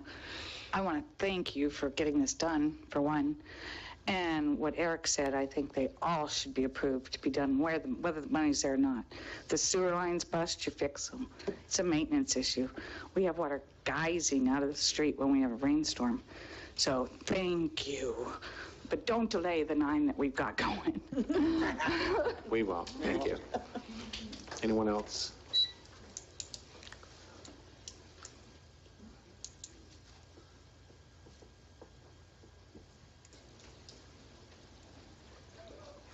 Hey, good evening, folks. Most of you know me from other meetings, but as I grew older, I taught high school mathematics and a little bit of physics. What's your name, sir? Oh, I'm sorry. My name's Joe Woodward. Okay, Joe. Yeah, I'm sorry. Yeah, don't be sorry. That's okay. But after some time, I went to college, got my teacher's credentials, taught high school mathematics, a little bit of physics, a little bit of calculus. I understand water pressures and things of that nature. And after I retired from teaching, I worked at Wildlife Refuges, Eastern Shore of Virginia, which is a peninsula like Florida with many barrier islands like Flagler Beach is. So I've experienced flooding, and I've experienced ways to handle the flooding. I've not seen a topographical map where the problems are here. So if I was going to make a truly important, logical statement about our problems, I'd like to find somewhere where I could get a copy of a topographical map with some marks on where the danger parts are. And once again, I've heard South Flagler, but I haven't heard North Flagler. Okay? Thanks a lot. Thanks, guys. Any other comments? Seeing none, to bring back to the commission, and just to respond, I'm sure there are topographic type charts that you can see. If you see the city manager, he can actually provide you with those, okay? Yeah, Lee did a really good one here recently. It's a topographical map with what flooded, where it came in at, has the arrows on it and all that. That's all public info, and y'all can always request that. And they turned out nice. I was just thumbing through them day before yesterday. Thank you. Okay, you're very welcome. Okay, commissioners, ready for a motion? I am going to make a motion. Happy to make a motion to approve a change order number 1 for stormwater improvements, contract to DB Civil Construction. I'll second. Okay, I got a motion and a second. Penny, please call the roll. Commissioner Mealy? Yes. Commissioner Cooley? Yes, the motion. Commissioner Sherman? Yes. Commissioner Phillips? Yes. Commissioner Bryan, or Chair Yes. Bryan, sorry. Yes. And the motion carries unanimously, and we'll move on to the next item, which is number 10. I'm sorry. Okay. Okay, Lee has some literature on the particular valves that's up here on the desk if anyone would like to get copies of it, or a copy. Good. Resolution 2023-02, a resolution by the City Commission of the City of Flagler Beach, Florida, declaring certain property to be surplus, providing for conflict, and an effective date. Okay. We got even another revision. Another revision? Yep. So I did provide to you right before the meeting a revised exhibit for item 10. It has the bold type at the top that states that. Oh, that's where the additional I was vehicles brought a came in. couple more items from sanitation to go to auction.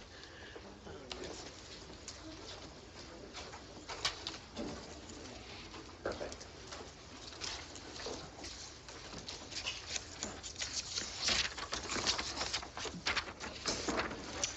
Okay, discussion? It's for clarification.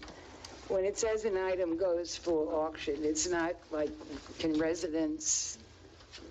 Anyone can bid on Anybody that. can It bid. is a service, GovDeals. It's through a website. Anyone can log into it, look through different states, dial down in the type of items you're looking for, and bid on it. And they So they provide could that service. contact you and find out how to get? I'm sorry? How do we know where to? It's a website, The GovDeals. city's website has it? No, govdeals.com. Govdeal.com? GovDeals.com? Yes. Okay. Thank you. I've bought Okay, stuff on there. so if anyone wants to I'm bid looking at on the a generator. worn-out Chevrolet motorcycle or whatever, that's the website, Well, if there's a Chevrolet govdeals.com. motorcycle, I'm bidding on that, because that's rare. That would mean it have, Honda. I've seen them. Okay, any discussion, commissioners, on that one? So just for clarification, Sure. Penny, it goes to auction, then any monies that, It'll go back to the fund where that Where item that came came from, out of, since we okay. do have different funds. But there are a few items on here that will go to scrap because they are just not safe to operate. The parts are rusted beyond parting out. In fact, I believe the sanitation, one of those is being auctioned for parts because he's been pulling parts off it to repair the current stock. So he's parted it about all he can, so we'll. And just real quickly, anyone interested, you got Toyotas, motorcycles, Honda motorcycles, Kawasaki's, four-wheelers, Dodges, Chevrolet pickups, these kinds of things here, so you can see it on our website. And Mr. Chairman, if I may, this item is coming up because we're preparing to launch the new wastewater treatment plant, and I've asked the staff to do a comprehensive review of all the eclectic material that's out there, and we need to get rid of it and clean it up so that we can build a new plant. So that's Does that this is kind of include part the of boat effort. that was retrieved from the It ocean? includes the boat. We're just going to cut it up and toss it. Going to be scrapped. And that is not on this resolution because it was not paid for with taxpayer dollars. Therefore, it's not on our insurance and we're not, we're not vested into it. Okay, any discussion, commissioners? If not, open this item up for public comment. This has to do with disposal of materials and automobiles and property. I don't see anyone interested, so I'll bring it back to the commission. Motion to approve Resolution 2023-02. Second. Okay, I got a motion and a second. Commissioner Cooley, Yes, the motion. Commissioner Sherman, Yes. Commissioner Phillips. yes. Commissioner Mealy, Yes. Chair Bryan. Yes to the motion carries unanimously. And next item we have is discussion and possible action regarding the city manager's contract. I just want to make sure it's yours, so not mine. Where is it? I guess it is mine.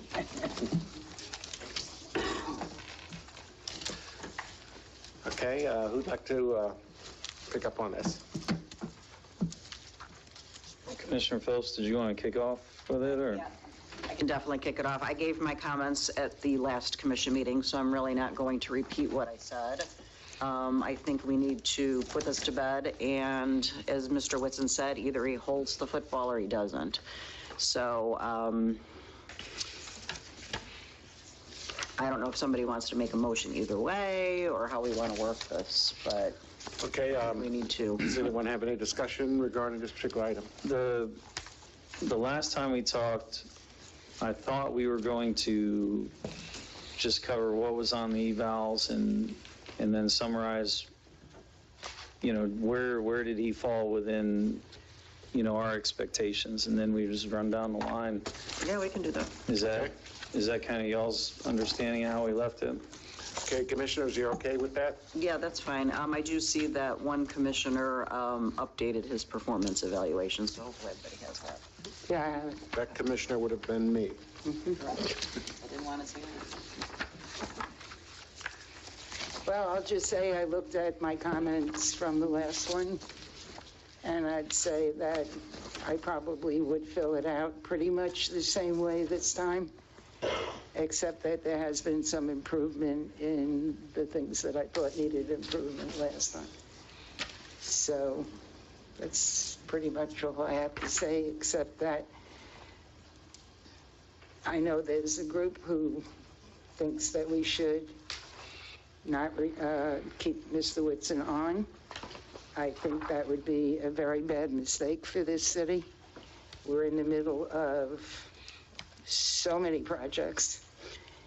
For somebody new to come in, which would take some time.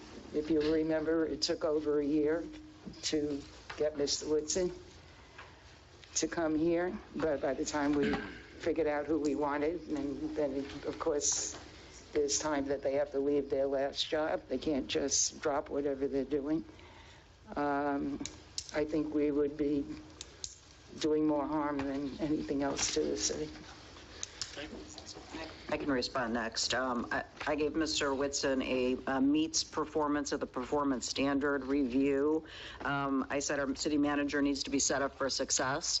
I don't want to keep belaboring some of the missteps. We've talked about them, I'm also of the opinion not to remove you from the city manager position. I think you are doing a very good job. You have great connections. There's always room for improvement. But my status is to keep you as a city manager. I can give my comments. Mine, I would like to start with saying, since the last commission meeting and this topic has been brought up, Mr. Whitson has made vast improvement, and he has really moved the needle on a lot of projects that are going on within the city. But where I have a tiny bit of heartburn, or some heartburn, is that it takes the residents holding his feet to the fire and putting his job on the line to get that needle moved. And my question is why is that? I mean, I can see an improvement, but I just want to know, why does it take so much clamor to get that done? Sure, you can respond if you'd like, Mr. Whitson. Well, Mayor, I guess it's different perceptions, but I come in here every single day. Usually, well, Janelle beats me here. She rides her I'm bike. usually the second one here, and many times the last one to leave. And it is my utmost desire to move the needle. And from my point of view, I don't need that. If that's your perception, I'm sorry. But I have worked very tirelessly. My staff does the same. We're thin, and unfortunately, things take longer.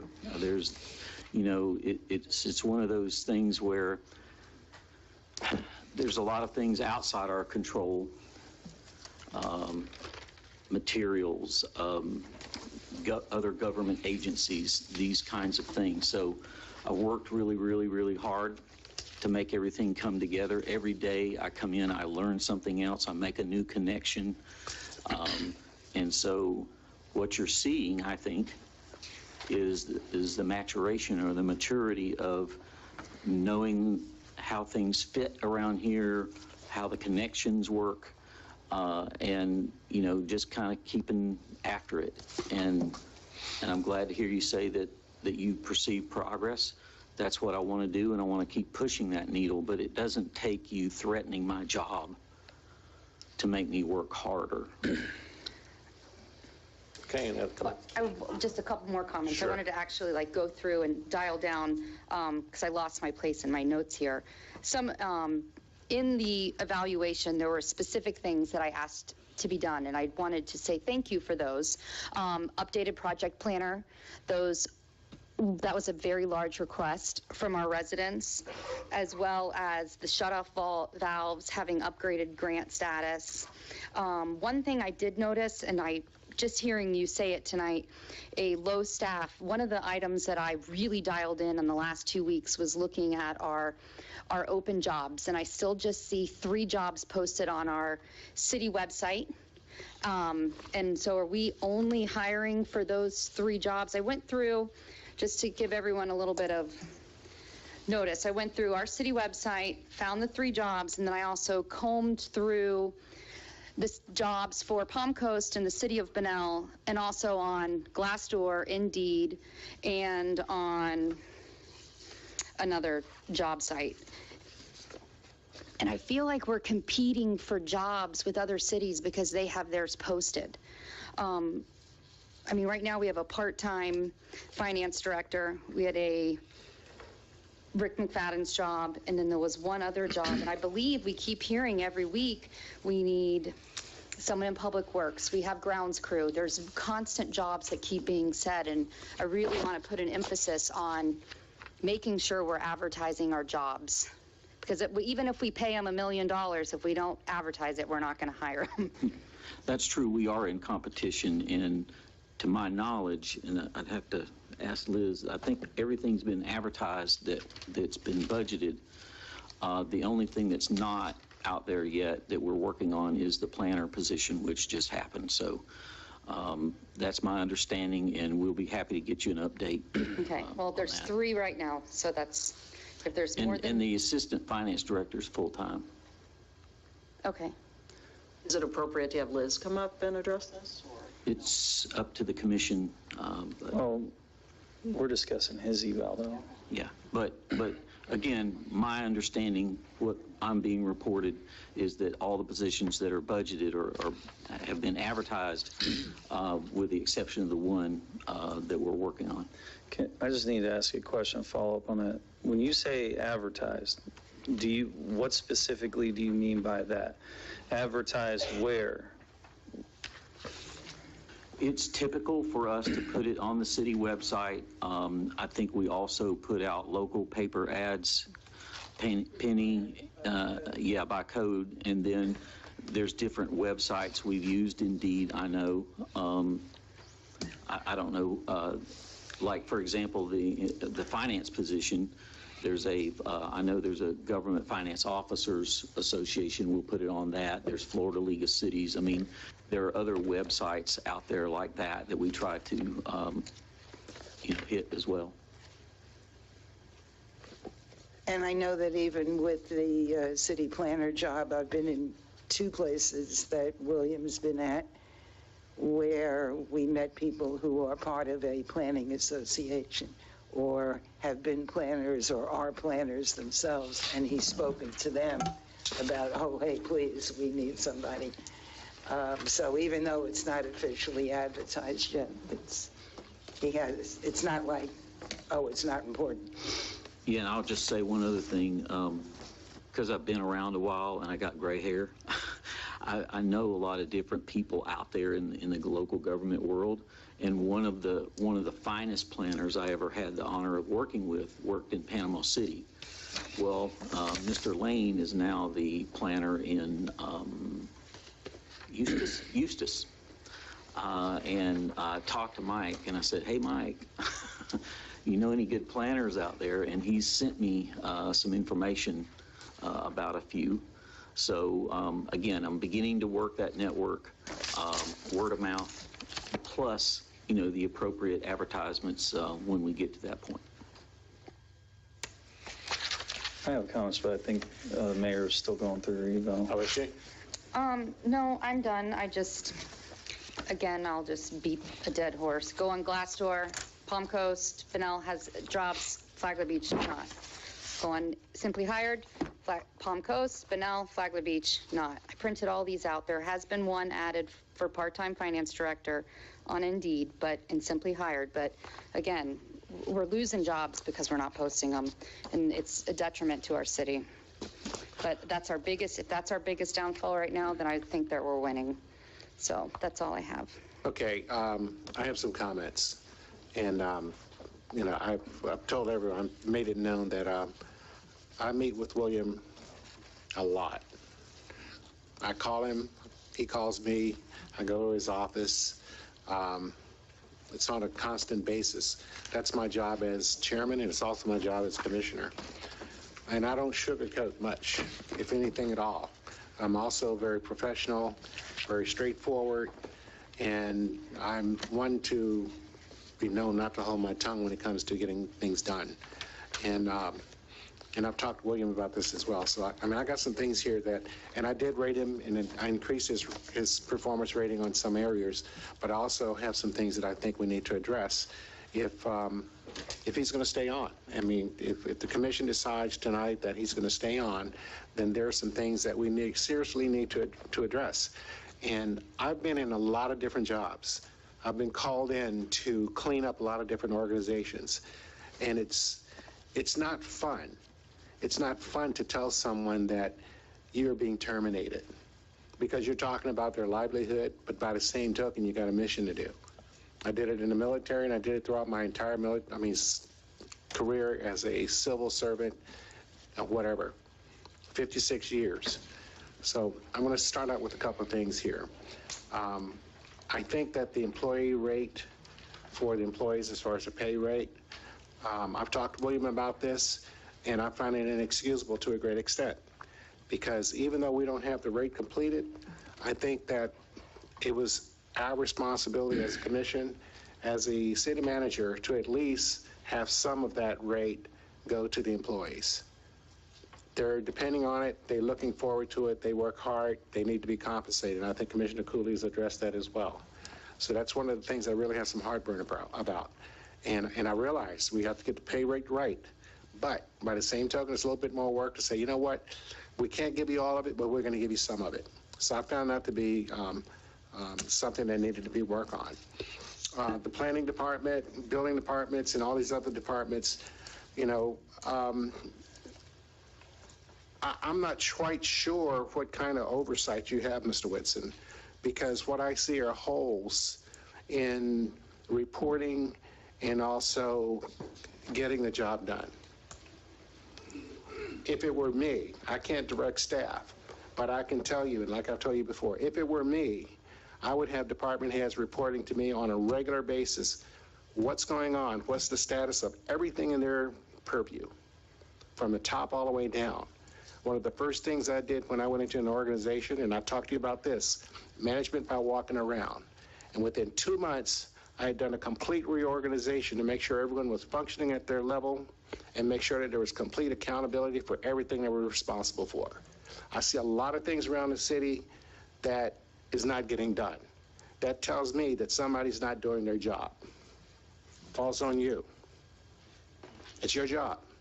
I don't want to hear the excuse, I don't have people over here, I don't have people over there. They're not responding to me, they're not writing, I don't care. That's your job. If you don't do your job, you need to be gone. That's me talking, I'm just telling you. That's how I run organizations, and that's how I would have done it had I been in charge here. Facilities update, we look around and we can see some of the things going on in the city. The city doesn't look much different than it did when I came on board 3 years ago, other than some of the things that, and I know we have staff busting their tails to try to get things done, but we're chasing our tail. I looked at the front of this building yesterday and it's disgraceful, simply disgraceful. Why do we not have that done? Why is it not on a schedule? It's your fault. I don't want to hear I don't have staff. It's your fault. Vacancy announcement, the mayor's already covered that. I would like to have seen announcements on, the police chief's got a great website or Facebook. We put everything else out there, we should have it on there. We should have it on Facebook, we should have all the announcements. We should have a banner out here. Flagler Beach is hiring in every single position that we have decided we're going to fill. Inexcusable. That needs to be done. The regular vacancy announcement, we're talking about the planning department. We've known for how many years now that Larry Torino is going to leave? A decade. We've known that. We should have been planning 2 years ago for Larry's retirement, for his replacement. I know you have a plan right now for some of the staff to take up where he's going, and I'm hoping that the job is going to get done. But our CRE director is not a full-time planner that has the experience that's necessary to get the things out right now. We have a hotel coming up. We have a car wash. We have a lot of stuff happening. We have a lot of plans that needs to be reviewed. All of this stuff is going to get backlogged if we don't have someone doing all of this. It's not their responsibility because it was their responsibility, but it's not their fault that they can't get it done because they're going to try to get it done. I have great concern that it may not happen. And I don't know whose fault it is, but it's yours because you're responsible.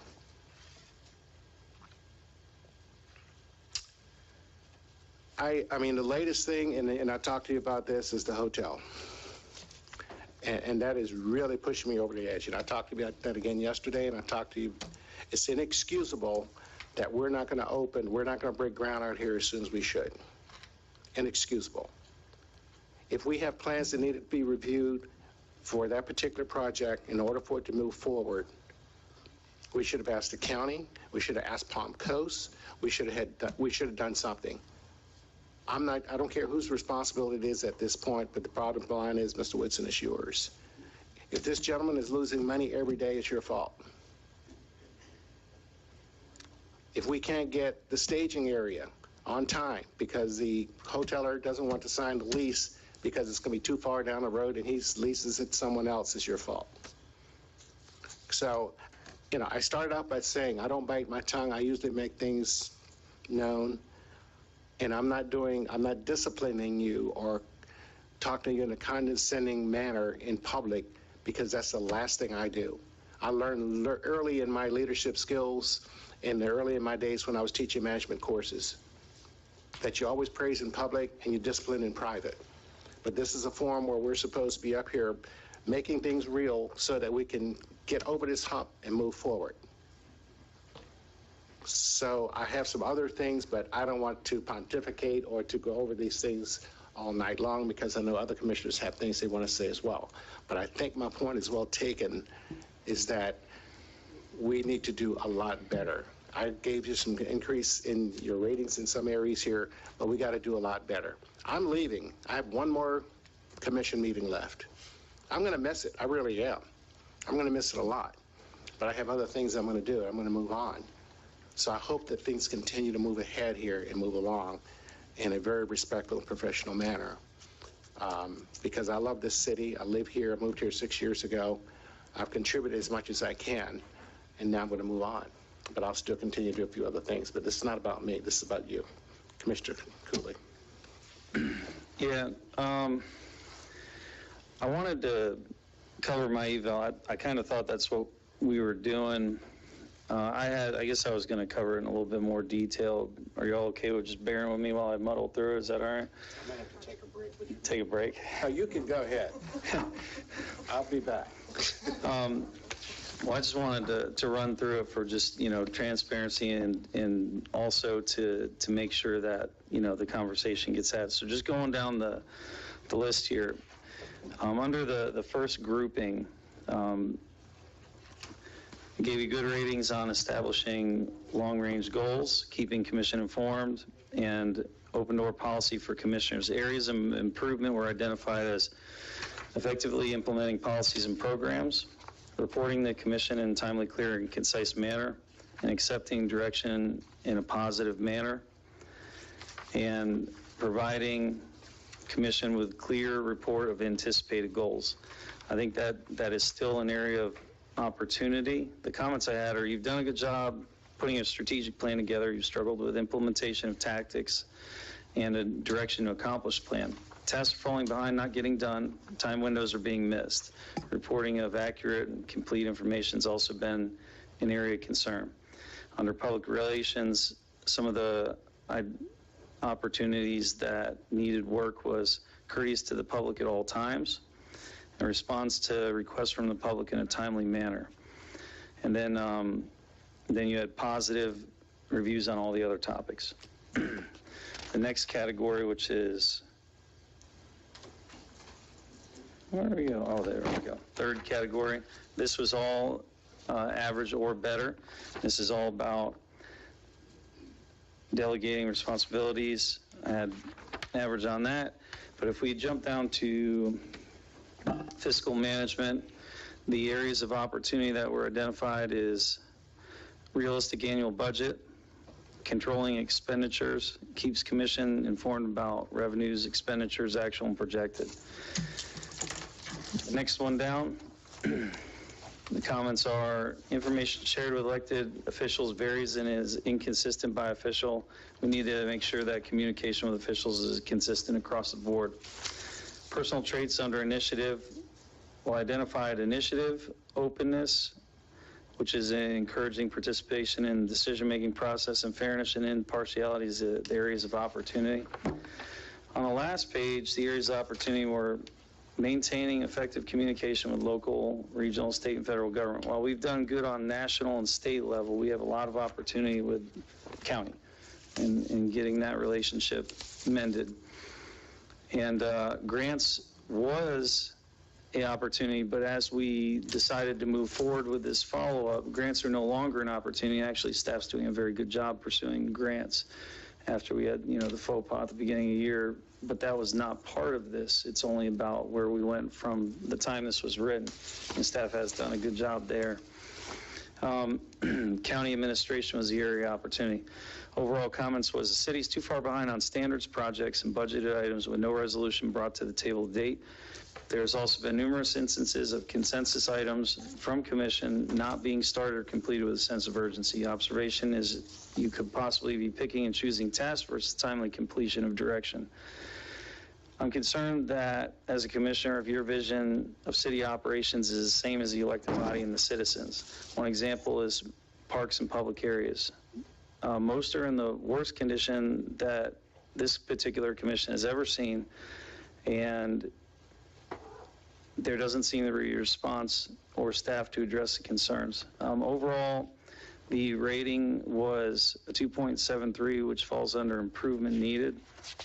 Changing the one rating that was under grants and bringing that up, overall, it doesn't really change the score. I think that improvement still is needed. Right now, I would say you're not meeting job standards, and you and I talked about that. However, as of late, there has been, a concerted effort, and I think a lot of us have picked up on that from city manager to turn some of those things around. I'm concerned about the timing of that. And the reason why is I don't want there to be a large amount of bandwidth dedicated to ensuring that we stay on task versus, from us, we shouldn't have to be micromanaging anybody. We should be up here legislating and looking more at strategic plan while the boots on the ground handle the direction that's already been put down.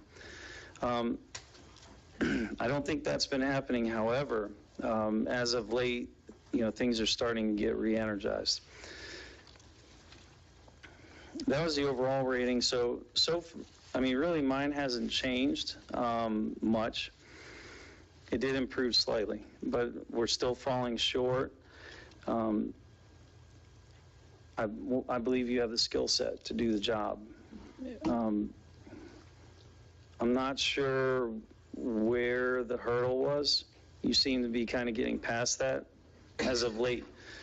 The problem is, as of late, is within the last 4 to 6 weeks, though. That's the only thing I worry about. So the number one things that are on my radar that that I have an issue with, where I find it concerning, and that warrants thinking about, okay, where do we go from here, is staffing. There doesn't seem to be any movement on staffing. We've been talking about being understaffed for the whole time. But there's no concerted effort to fix it. You would think, and Commissioner Bryan and the mayor brought up, all kinds of different ways. We just had the home show. The only person that was at the home show was Tom Gillum, advertising the junior lifeguard program. Why didn't we have a help wanted table there? And there's 1,000 suggestions. The other thing, and Commissioner Bryan, you also talked about, and we talked about this in previous meetings, so we owe our employees fair rates of pay. We decided in July it was that important, and it was to make sure our folks were getting what they deserved and what they were supposed to be getting. So as time goes on, November there was a reminder, then December, the city manager made the comment we were going to have it wrapped up by the end of the calendar year. It didn't happen. January happened. There was a commitment to have it wrapped up the end of January. We're now in the middle of February. And I am of a lot of your line of thinking. I don't care about dialing it into whatever level of perfection obviously is happening. It's got to be it's almost got to be an erotic level of perfection now, because we don't have that many employees. Every department's understaffed. And I worry that there's a couple things that are going to happen. We're either going to have a lot of turnover if there's not a significant response, or the city employees are just going to unionize, and then they're going to solve the problem for you. So that is a huge risk. And I said it before, I'll say it again, that I find to be egregious, because we were all told, in a nutshell, and there was multiple departments that presented about this. Basically, the sky was falling as far as pay goes. We're losing all these people. We can't keep anybody, and we're going to continue to lose if we don't respond immediately. Well, as a commission, we took that direction. We responded immediately, and we gave, I believe it was like 60% of what was originally requested right out the gate, just to even start with. That was a starting point, which was a lot. And we are going to very shortly start strategic planning and budgeting with that still not being done. And that will destroy things rather quickly. It can get fixed, but it would have to get fixed, tomorrow type thing. And let's say we get some stuff wrong. Let's say we can make let's say a couple guys are short. What's the worst that's going to happen? You adjust it, right? But at least we did it. And I feel that we bear responsibility for that initiative also not getting done, because we have to decide as a commission, what are we going to do to make sure that the staff gets what we said they were going to get. When we budgeted that, that was our commitment to them. And we haven't honored it. That's really all I got. So I kept my rating pretty much the same, minus the improvement. And then, I just wanted to put that out there. So I guess a couple of things that come to mind. I'm kind of maybe in the same wavelength as Chairman Bryan and maybe Commissioner Cooley here. I think a couple of things that come to my mind are troop welfare. I think that's the number one thing. We gotta pay our staff. We missed it. And when I went in and was going to approve, I was on the fence of even approving the budget.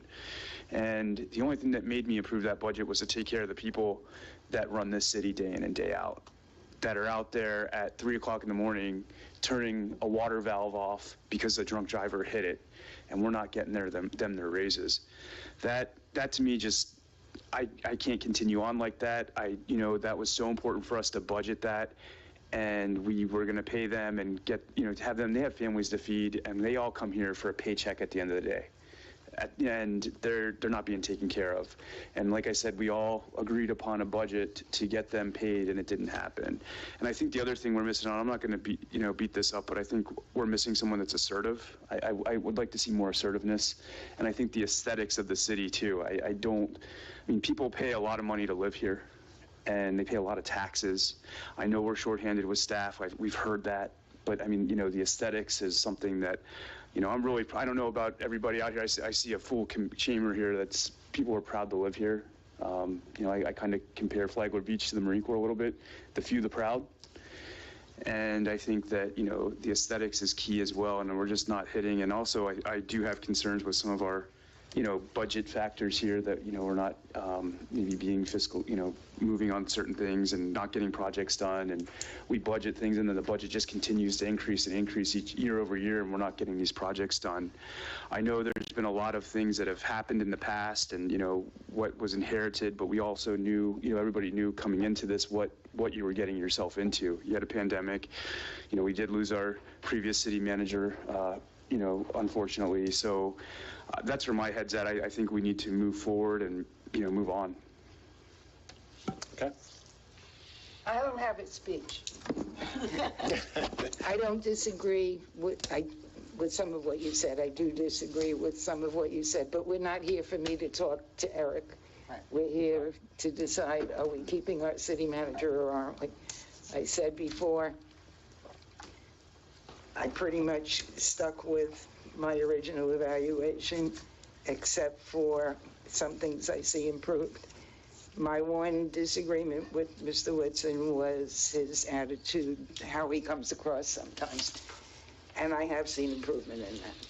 So I'm not going to go on a tirade and No, I know. No, I've seen improvement with your attitude as well. We've talked about it multiple times, how you talk to people potentially, and I think it's time to move on. And Well, my parting comments, and I didn't come here to shellac the city manager.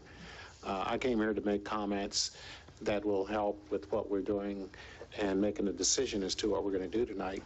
I talked to a lot of folks in the community, and it's up to the community, but it's up to us. We have the final say as to what we're going to do here. But I think that as we move forward, I think communication is really key. And one of the examples that I've used before is that when you can fall into a hole and it takes twice as much energy to come out of that hole in order to start breathing again than it does to if you're already out of it. The only comments I would make at this point is, how do you dig yourself out of that hole in regard to the community to gain that confidence that the community needs, that some of the employees need, and this kind of thing here. And I think that's critical. I guess we could all make some recommendations and talk about it, but we have to be honest, and I don't know if there's some communication techniques that we could use with the community as well as the staff and the department heads, because what I see is, I see to a great extent a lack of responsiveness from some of your lead people. The people that are supposed to be responding to you and getting the job done are not doing that. And it's up to you to decide how you're going to do that. I can't direct them, and none of us can direct them because we're legislators. I can only make recommendations based on my observations. And that's what I'm trying to do here now. I think we have to, I said I wasn't going to make a speech, but we criticized him for not delegating. Now we're saying he's delegating, but he's not following up. Is that what we're saying? No, I'm saying that... I don't know what we're saying. Maybe he doesn't either. I don't know how to build a ship, but you know what? I know how to surround myself with people that can build a ship. Okay. So what I'm saying is, you surround yourself with people that's going to be responsive and get the job done. And if that's not happening, then that's up to him to make the determination how he's going to get people to do that. Well, maybe I can add a little clarity. So I personally don't know how the city manager's leadership style is. I don't know if he's delegating. I don't know if he's not delegating. The only barometer I have is direction in the goals that we set getting done. That's the only barometer I have. And then, each of us talked about it. And in my eval, there's a shortage, and then each of us feels a little bit different on that. But I couldn't tell you. And I also probably wouldn't want to even get that far down into it to. It's not our job. Right. Well, it's not, but by the same token, if he needs resources in order to get the job done, I understand we have a budget, and we have a strategic plan, but by the same token, and I'll give the example, we have a qualified, experienced planner that's going to leave to a great extent. I mean, he's going to work on the land development code. And if William knows that I need somebody here that's going to be a full-time planner that's going to help review all these things that's coming up in order to not have a log jam, in order to keep things moving forward, it's his obligation or his responsibility to come up here and say, commissioners, I know this wasn't budgeted for, but you know what? I need a $90,000 person in order to pick up the slack here and move forward, because if we don't have that person, this is what's going to happen. If he comes up here and tells this commission, this is what I need, then it's incumbent on us to give him the tools that he needs in order to get the job done. So it's his responsibility to tell us what he needs, and he tells me, because I talk to him on a regular basis, but I'm just one commissioner. And I guess that's the point I'm making, is that there needs to be more open communication with all of us in that respect to make sure that he has the tools necessary to get the job done, and the personnel as well. So, Mr. Chairman, I believe we have given him some of those tools, though, already, too. We've given, we've given out, I'm losing my train of thought, so bear with me here. We've given them an engineer for the bee tree nourishment. We've given, we had the engineers come in for the, we've basically found, given him subject matter experts and given him those tools. And I just don't know how much more we can give. And, I just see, I'm in fear of complacency is what my concern is that we, as I think somebody mentioned, we held the feet to the fire and then things get done. But then if we draw back, are we going to fall back again? Are we going to fumble further and further back in our own territory? Those are some of my concerns. And the only other thing I'd like to respond to is our staff being paid. They did get a raise. They didn't get the extra amount yet that everybody got a certain amount. It sounds like the staff didn't get a raise. Now remember, I have a union background, so I think a lot about workers and their rights. That part of me, I remember the first time I had to do a budget or a contract negotiations here, it was very hard for me to put myself on the other side of the table, because for close to 30 years I was representing the workers.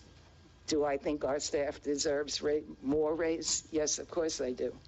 But I didn't want it to sound like, I think it would sound like, they got no raise at all. Just wanted to put that out there. I'm going to disagree a little bit. It's a play on words, but I think it does matter. Our employees got a cost of living adjustment. I don't consider a cost of living adjustment a raise. Oh. That's just only, my 2 cents. Except some people don't even get that, so Right. It is a raise. Yeah. Now, But we're not here to argue that. We're here to decide about Mr. Whitson. Well, let me finish my sentence. Okay. So adjusting pay based on performance and what the position entails is a raise by definition. It's not in my world, but okay. Well, and the thing is, if I got $1 today and $2 tomorrow, that's a raise. Okay, let's stick to the point. Just didn't want the public to think that the workers the staff got no raise. No increase in the amount of their check. Point well made. Okay. I think we can agree. Okay. Okay. So where are we going to go, commissioners? Ask the public what they think. Well, I didn't know if you had any more comments. We done? Okay, at this point, we're going to open them up, I think. Because this is something that we can do or don't necessarily have to do. It's up to you, commissioners, if you want public comment. I think it's a good idea. You do? You want public comment? Okay. All right, at this point, we'll open it up for public comment. And please, I'll remind everyone to please be civil and conduct yourself according to our standards and our policies. Thank you. Yeah, just a couple of bullet points I brought with me. Sir. Oh, I'm sorry. Strike, Oak Place. Okay. Number one, I wish before we got to this point, you would have given the residents the opportunity to do some kind of evaluation as well, so that we had some input to give to you, other than just a few meetings here and there. Commissioner Bryan, you had mentioned you're concerned about the hotel. Not only do we have the hotel coming up, we've got the pier, we've got the beach replenishment. My major concern is if we can't handle city maintenance and small projects at this point in time, that is going to be a logistic nightmare when all those hit at the same time. It takes a special person to be able to do that and to manage that. You talked about staffing issues. Just watching city personnel versus private sector personnel, I don't think it's my opinion, I don't think it's a issue of staffing. I believe it's productivity. I don't think you have the supervision here that's pushing these people to do what they need to do. I watch them. I've been in construction before I retired for almost 38 years.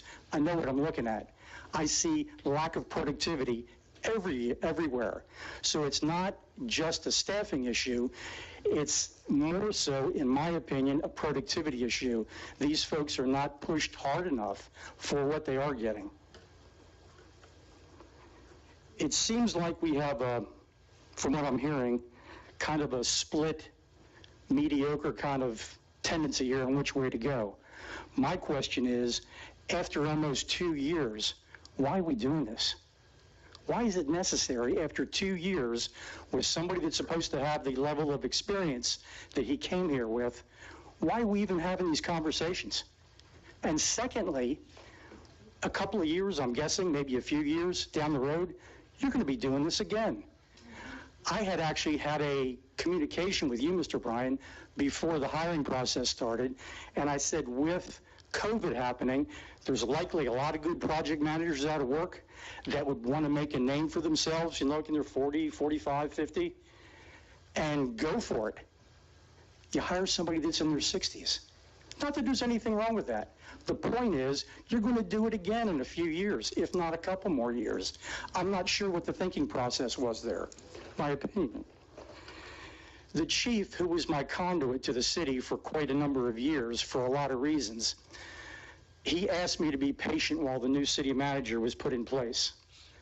I waited a year for a meeting, myself and 6 other residents. We met last May. We couldn't meet for enough time. There wasn't enough time allotted to get everything on the table. And so this follow-up meeting was supposed to be in August of last year. We're still waiting. Okay. That's your 3 minutes, sir. Thank you very much. Can I make one last thing? Quickly.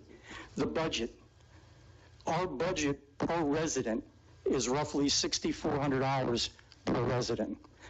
In other neighboring cities, the budget per resident I've seen as low as $2,500. Okay, thank you, sir. So once again, we have a problem to address that keeps getting kicked down the road. Thank you. Mm-hmm. Any other comments, please? Name and address. Hi, my name is Trey Jones. I live at 1919 South Flagler. Just briefly, and I'm addressing the 5 of you. It's always a difficult decision to make when you have to bring a gentleman up here, or a woman, to discuss the future of their job. Ken, you're doing a great job of expressing yourself tactfully. You know, whether or not that transfers into a vote or not, who knows? We'll find out in a few minutes. This gentleman behind me just touched on the 3 major issues that I have, and please, Mr. Whitson, don't take it personally. We've had a couple of years, almost a year, to evaluate a performance when we have 3 of the largest projects that are going to impact they'll have long-term fantastic impacts on our community, but negotiating from point A to point Z with the impacts it's going to have on the citizens and the businesses here is going to be huge. If you can look at yourself in the face, in the mirror, and say that I have absolute confidence that the solution that we have for those challenges is right here, then fine, you have a clear conscience. But I think we have enough evidence based on the 18 or 24 months that we've been here, excuse me, that perhaps now is the time to change the path rather than find this out 6, 18, 24 months from now. So anyway, please, loyalty is great, but Ken, I think to emphasize your point, we have goals to meet. We haven't seen the evidence that those can be met. Excuse me, guys. We haven't seen the evidence of meeting those goals now. So is it a risk? It is. Please don't base loyalty just on that risk. Appreciate it. Thank you, sir. Anyone else? Bruno, 27th Street. I know everybody's talking about 3 projects, but I heard last week there's a 4th project now that DOT is going to redesign from South 8th Street all the way up to 16th Street. That was told by Matt, the police chief. Falls in the same critical time as these other projects. Am I correct, Mr. Whitson? Okay. So here's transparency again. Nobody's talking about this. 4 major projects. These businesses are going to suffer. The quality of life of Flagler Beach is going to drop. We're in for some major construction. Ken, you were point on with holding feet to the fire, accountability. But why didn't we do this 6 months ago? We knew about the planner. We all knew about the planner. We're pointing the fingers at him, but we all should have said, what's the status of a new planner? I got up here many a time and I said, Larry, you're an icon. We're losing you. We all knew it. We got Rick. He's 80 years old. Thankfully, he's one of the best building departments. We're not going to be able to replace him either with his character. We got to start looking. We got to start advertising. Brought it up at the citizens meeting yesterday. We had the maintenance, I guess, director, or whatever you want to call him, the chief supervisor. I said to him, he says, I got 4 staff. I said, do you have 4 or do you have 3? Well, I got 3, but I'm borrowing 1 from the maintenance department. We don't have an ad in there about a landscape guy. I mean, little things like that. We got landscape companies that are only going to pay $10 an hour. We're willing to give a guy, I believe, $15 an hour. We talked about it budget time. So you got to advertise. And like Eric said, nobody was at the booth. You know? We should think about outside the box on how we're going to hire people. And that's all my comment. Thank you, Bruno.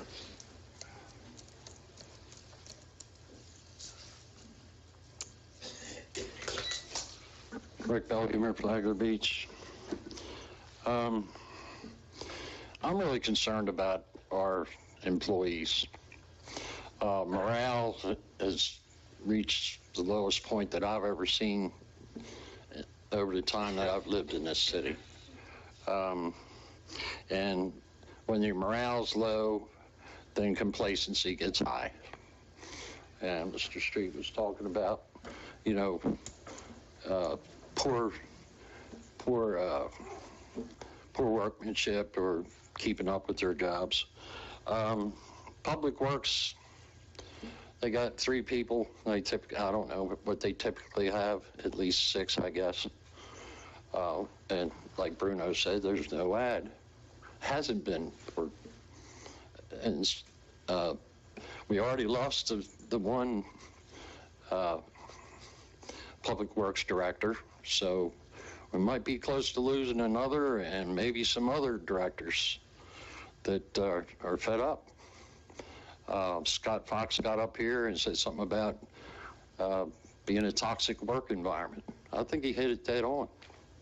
It's true.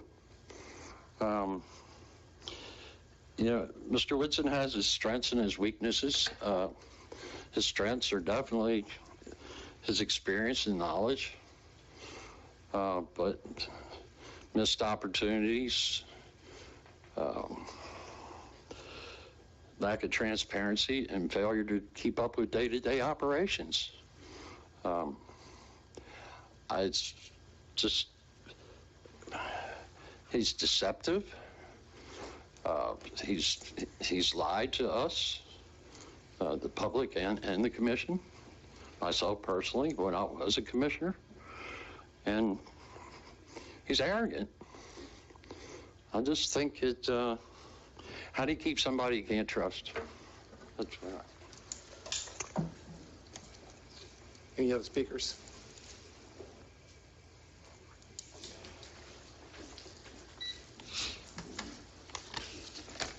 Brenda Wotherspoon, 1102 South Central. A city moves forward or slips backward, but never stays the same. In the nearly 7 years of living in this city, I'm afraid to admit our city has been trending backward. I stand before you tonight to appeal to all involved, the commission, mayor, the city manager, the city employees, the department heads, the business leaders, the candidates, and those residents who use social media to spread discourse, to join together to create a civil and responsible path forward. These are troubling times for our city, and more than ever, we need to have a sober evaluation of our government structure to discover who is part of the team, who's using their position to undermine for personal gain, and most importantly, who can move us toward a proactive direction and out of the self-destructive reactive approach that has plagued our city for years. So much time has been wasted in this chamber discussing ways to communicate with the public when open communication doesn't exist within the most important channels, the leadership and the various departments. I'm not certain who made this decision to move the building department out of City Hall, but I do question the negative impact of not having the team leaders under one roof. There's a lot of growth happening in our city, 3 commercial buildings along the highway commercial zone, a rental community, and 120 plus home development on Roberts Road, a hotel, several mixed-use properties, and a continued appetite for individual new home construction. More than ever, the commission needs to find a strong leader who can evaluate and restructure as necessary to meet the growth challenges of the next couple of years. As elected officials, we, the people of Flagler Beach, entrust the commission to maintain our city's infrastructure, to keep us safe, and to protect our residential investments by adding to the commercial tax base in order to keep the burden of the budget off the backs of the homeowners. We look to you to be the grown-ups in the room, to make decisions void of emotion, to hold yourselves accountable for where we are this evening, and to pledge to move Flagler Beach out of this dysfunctional frenzy and into a brighter future. Please don't look within our city to fill interim or key positions. Be strong and invite fresh eyes with the proper education, credentials, and most importantly, successful track records. I make the challenge for each of you to be bold, to be imaginative, and most importantly, be brave. Looking into the rearview mirror should not be an option. Thank you. Thank you. Any other speakers?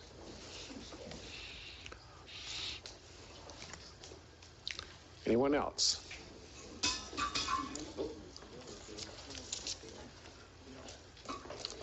Joseph Pizzulli, North Flagler Beach, 8th Street. Having my own business, I know that it is very difficult to find good employees. Hindsight's 2020. I've hired employees and I've paid them well, and you know, no one produces unless, you know, even a dog likes a pat on the head. I mean, every department head, every employee needs to have motivation, needs to have a leader that will make them perform above and beyond what they're really capable of. Even Don Shula had the no-name defense. He made people perform for them. And there are those that have the personalities that can get people to perform, and there are those that have the personality that can't get people to perform. And I really think, unfortunately, we need to make a decision, as Brenda just made a wonderful, well-rounded speech. I think it's time for us to move forward and to be bold about the decision of moving forward. You know, there are those airplane pilots that are born and they are made to pilot a 747. And then there's those pilots that are only good for the twin engine. It's just life. That's how it goes. We need somebody that can take us to that higher level. Thank you. Okay. Thank you, Joseph. Any other speakers? Seeing none, I'll bring it back to the commission. Okay, I'm going to be brave. I think some people are listening to certain staff members, but not to all of them, because the staff members that I talk to are very happy with Mr. Whitson and do not feel like we need a change. And so I will be brave, as I've been told to be, and I will motion that we keep Mr. Whitson. I'll second that. Okay, any discussion, commissioners? Okay, you can go ahead and call roll then. Commissioner Sherman? No. Commissioner Phillips? Yes. Commissioner Mealy? Yes. Commissioner Cooley? No. Chair Bryan? No.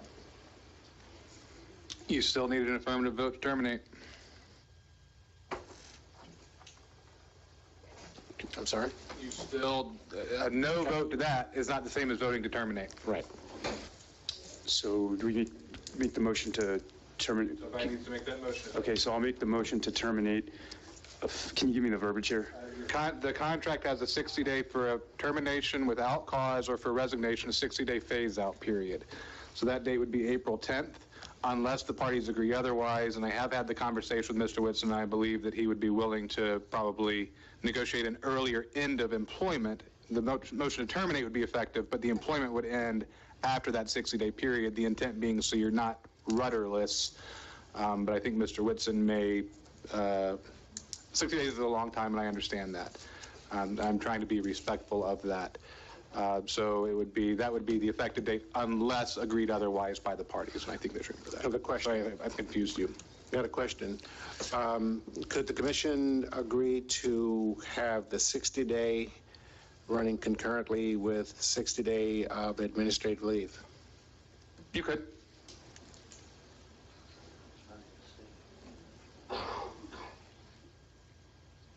Okay. That's on the table for consideration, commissioners.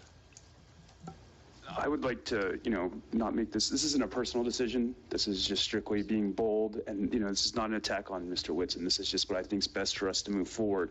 So if everybody's okay with giving Mr. Whitson a fair, 60 days, whatever everybody's thoughts are there, I want to make it as, fair for Mr. Whitson as possible. Okay. So the motion's going to be to what? To terminate his contract effective April 10th, is that right? Is the date. Yes, with that motion that. Okay, can we follow up with another motion regarding an interim? You would need to, but it would be a separate motion. Okay.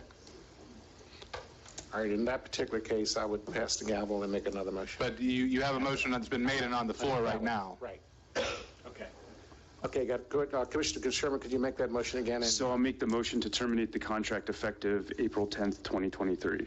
Does that include the administrative leave for that 60-day period until Yes, it April does. 10th? And when does that administrative leave begin? Would that be Effective immediately. Or at the end of this meeting, I guess? Can you talk a little bit more about administrative leave? So administrative leave means he's on the payroll, he's still employed, but he's not coming into the office every day. Okay, and his severance would start? That would start at the end of the 60-day period, so April 11th would be the severance Start date. his severance, okay, and his severance is for 20 weeks, 20 I weeks, believe. correct. Okay, in the contract, okay. Okay, I got a motion and a second. Does my motion stands, or do I need to still make another? I think that you have the motion and you need a second. And you have it, you have the motion? And you're looking for a second, or you have a second? I need a second. Yeah, you're looking for a second. Okay. You have a second? Second. Okay, you can call the roll now, Penny. Commissioner Phillips? Yes. Commissioner Mealy? No. Commissioner Cooley? Yes. Commissioner Sherman? Yes. Chair Bryan? Yes. Okay, now I can make the second motion. Okay, and I will pass the gavel because the chair can't usually make a motion. So I would like to make a motion that effective immediately that we bring on an interim experienced individual to act in the position of city manager until such time that particular individual can also help to recruit for a permanent. I'll second that motion. Okay, Debbie? You got a motion in a second. Okay. You waiting for me? I was waiting for Debbie to make, well, she said, We have a We have a motion and we have a second, so call. I made the motion and we got a second, so we got to call it. You're not naming anybody in particular? I was just going to say, so we have an intermediate person.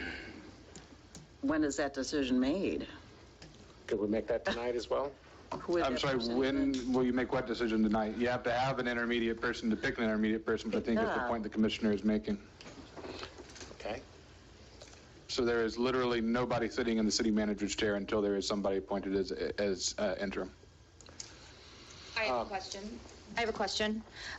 Can we, before, when we were in this situation, from what I recall, we had immediately put Rick McFadden, actually, we put Chief in place, and then he Well, decided Chief took over the responsibilities. He was never named. And Correct. eventually it did become Mr. So McFadden. for yes. the absolute right now, put our heads to bed, put McFadden in that position Problematic. until we, He would have to, because even then he had to resign as building official. He cannot be building official and city manager at the same time. Okay. Okay, I have So another if McFadden's your city manager, you have no building official. I do have another option. Former city manager Jerry Cameron is willing to act in this position.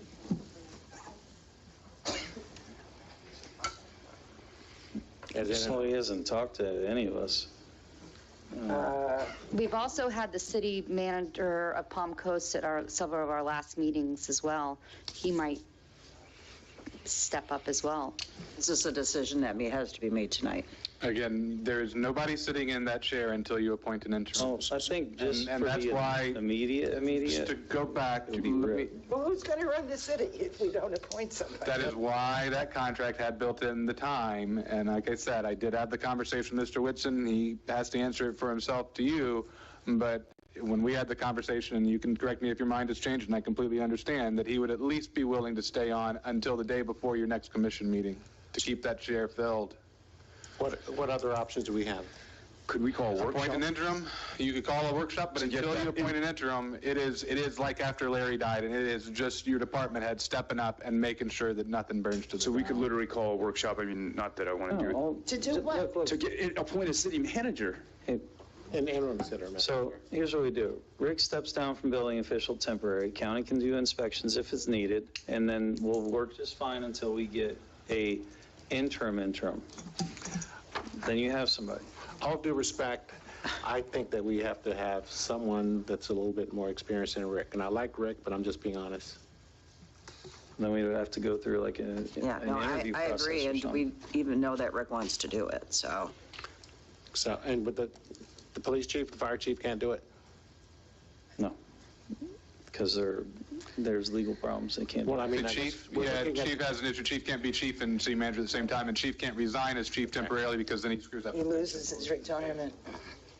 So what timeline are we looking at as far as a workshop to appoint someone? Because Tomorrow. Mr. Cameron has said that Have he a would. workshop tomorrow. we I can know we it's do it- 72 hours. We can do it Monday?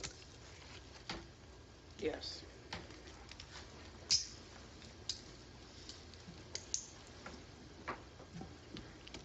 I'll make myself available Monday. Afternoon. The thing is, I mean, as far as inspections go, that's to just tie us over through this process. As far as inspections go, it's not a huge bar. You know, it's not a very high bar to get other folks to be able to do inspections. Okay, so if we're going to have a workshop Monday, then Mr. McFadden can be acting until Monday at such time when we can bring on the two individuals that we had actually. We can, I mean, I just said he has been here. I have no idea. I mean, he was here also to present, but Linda P., she had also said before, if we got into a situation, she would step in. I think at that point in time, Well, we would just need to reach out and any We're talking applicants that want to come So we talk to talk us. about 3 days, Friday, Saturday, Sunday. Correct? If we're going to have a Where do workshop. people really thought this through? Well, unfortunately, we can't talk behind closed doors. I know. So do we, I think we need to convene Monday to find somebody, and, you know, Okay. if there's names of people, if we can get those individuals before the commission, I say let's do it. Well, I mean, I think that, we have talked to some people. I have. And I think some others have as well. So it's just a matter of us I think Monday contacting would be those okay. individuals and making them available or determining whether or not they want to be, what we can do, I guess. I may have talked with somebody, that doesn't mean I approve of it. I didn't say you did approve. I just said that we've spoken to them. That's all I'm saying. Not the way you were going, it was Okay. like, All right, for clarification, we need some between Friday, Saturday, Sunday, we have a workshop Monday. In the interim, we can give the names that we are having under consideration to Penny to reach out for them to actually contact us. Is that appropriate? So would they present? Be at the workshop. So, They would be at the workshop. Be at the workshop. And I would say, for the sake of it being so fast, it would be okay for someone to dial in via Skype or telephone call or something of that Right. nature.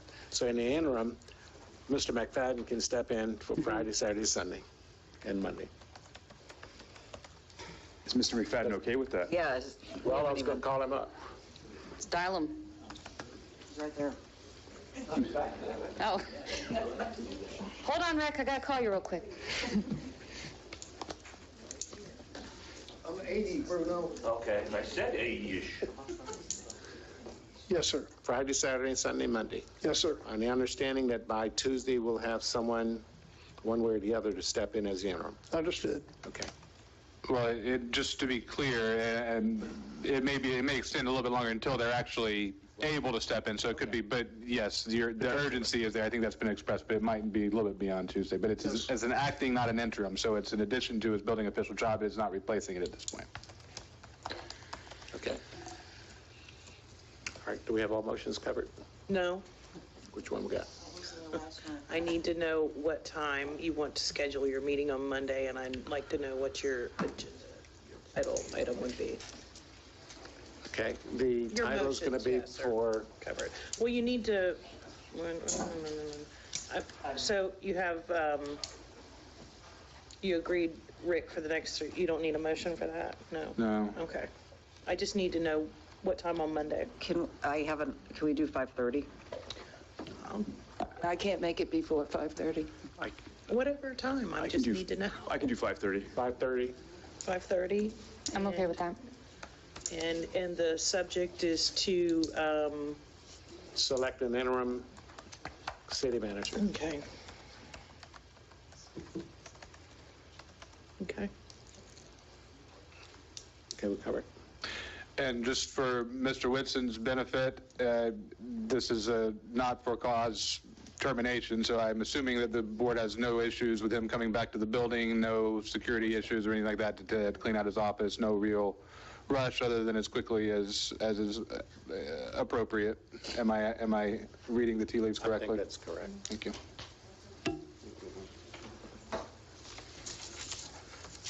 Okay, we complete with that. I'm going to make a motion that we end the meeting now.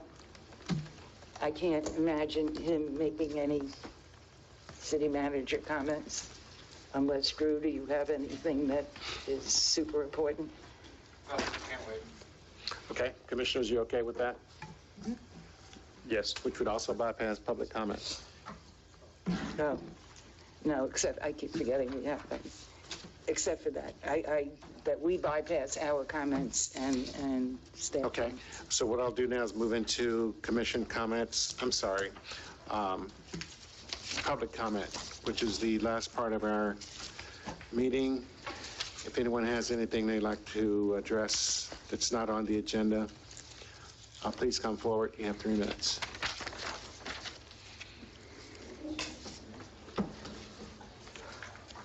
Quickly, but back to the silt issue. Straight Oak Place, my apologies. When we first purchased our property, we had waterfront property with a dock. We now have property that is silt front. The plants have gone from aquatic under my dock to land-based plants. I can't talk about this silt fence issue enough and the fact that it's been ignored. So I want to know when those estuary canals are going to be dredged, because the silt issue has never been addressed. Doesn't even appear that it's even attempted to be addressed. It has now affected my property value, which is very important to me. I think I mentioned in the last couple of meetings, I have a kayak that I used to be able to put off my dock twice a day, high tide. Now I have not been able to do it for 2 years, with the exception of tropical storms, heavy low pressure systems, big lunar events or whatever that bring the tides up. It's changed the value of my property. So this is all coming. It's all coming to roost because nobody wants to listen. Don't know how many times I've said that here. But now it's affecting my pocketbook, so you'll be hearing from us. Anyone else?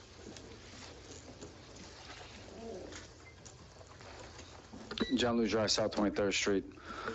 I guess I'd like to address more of the public, and I believe if we want to get stuff done, it's about how we speak to people and the respect. We've been through so much Johnny, these last few years. Well, I'm addressing the public and you guys. Yeah.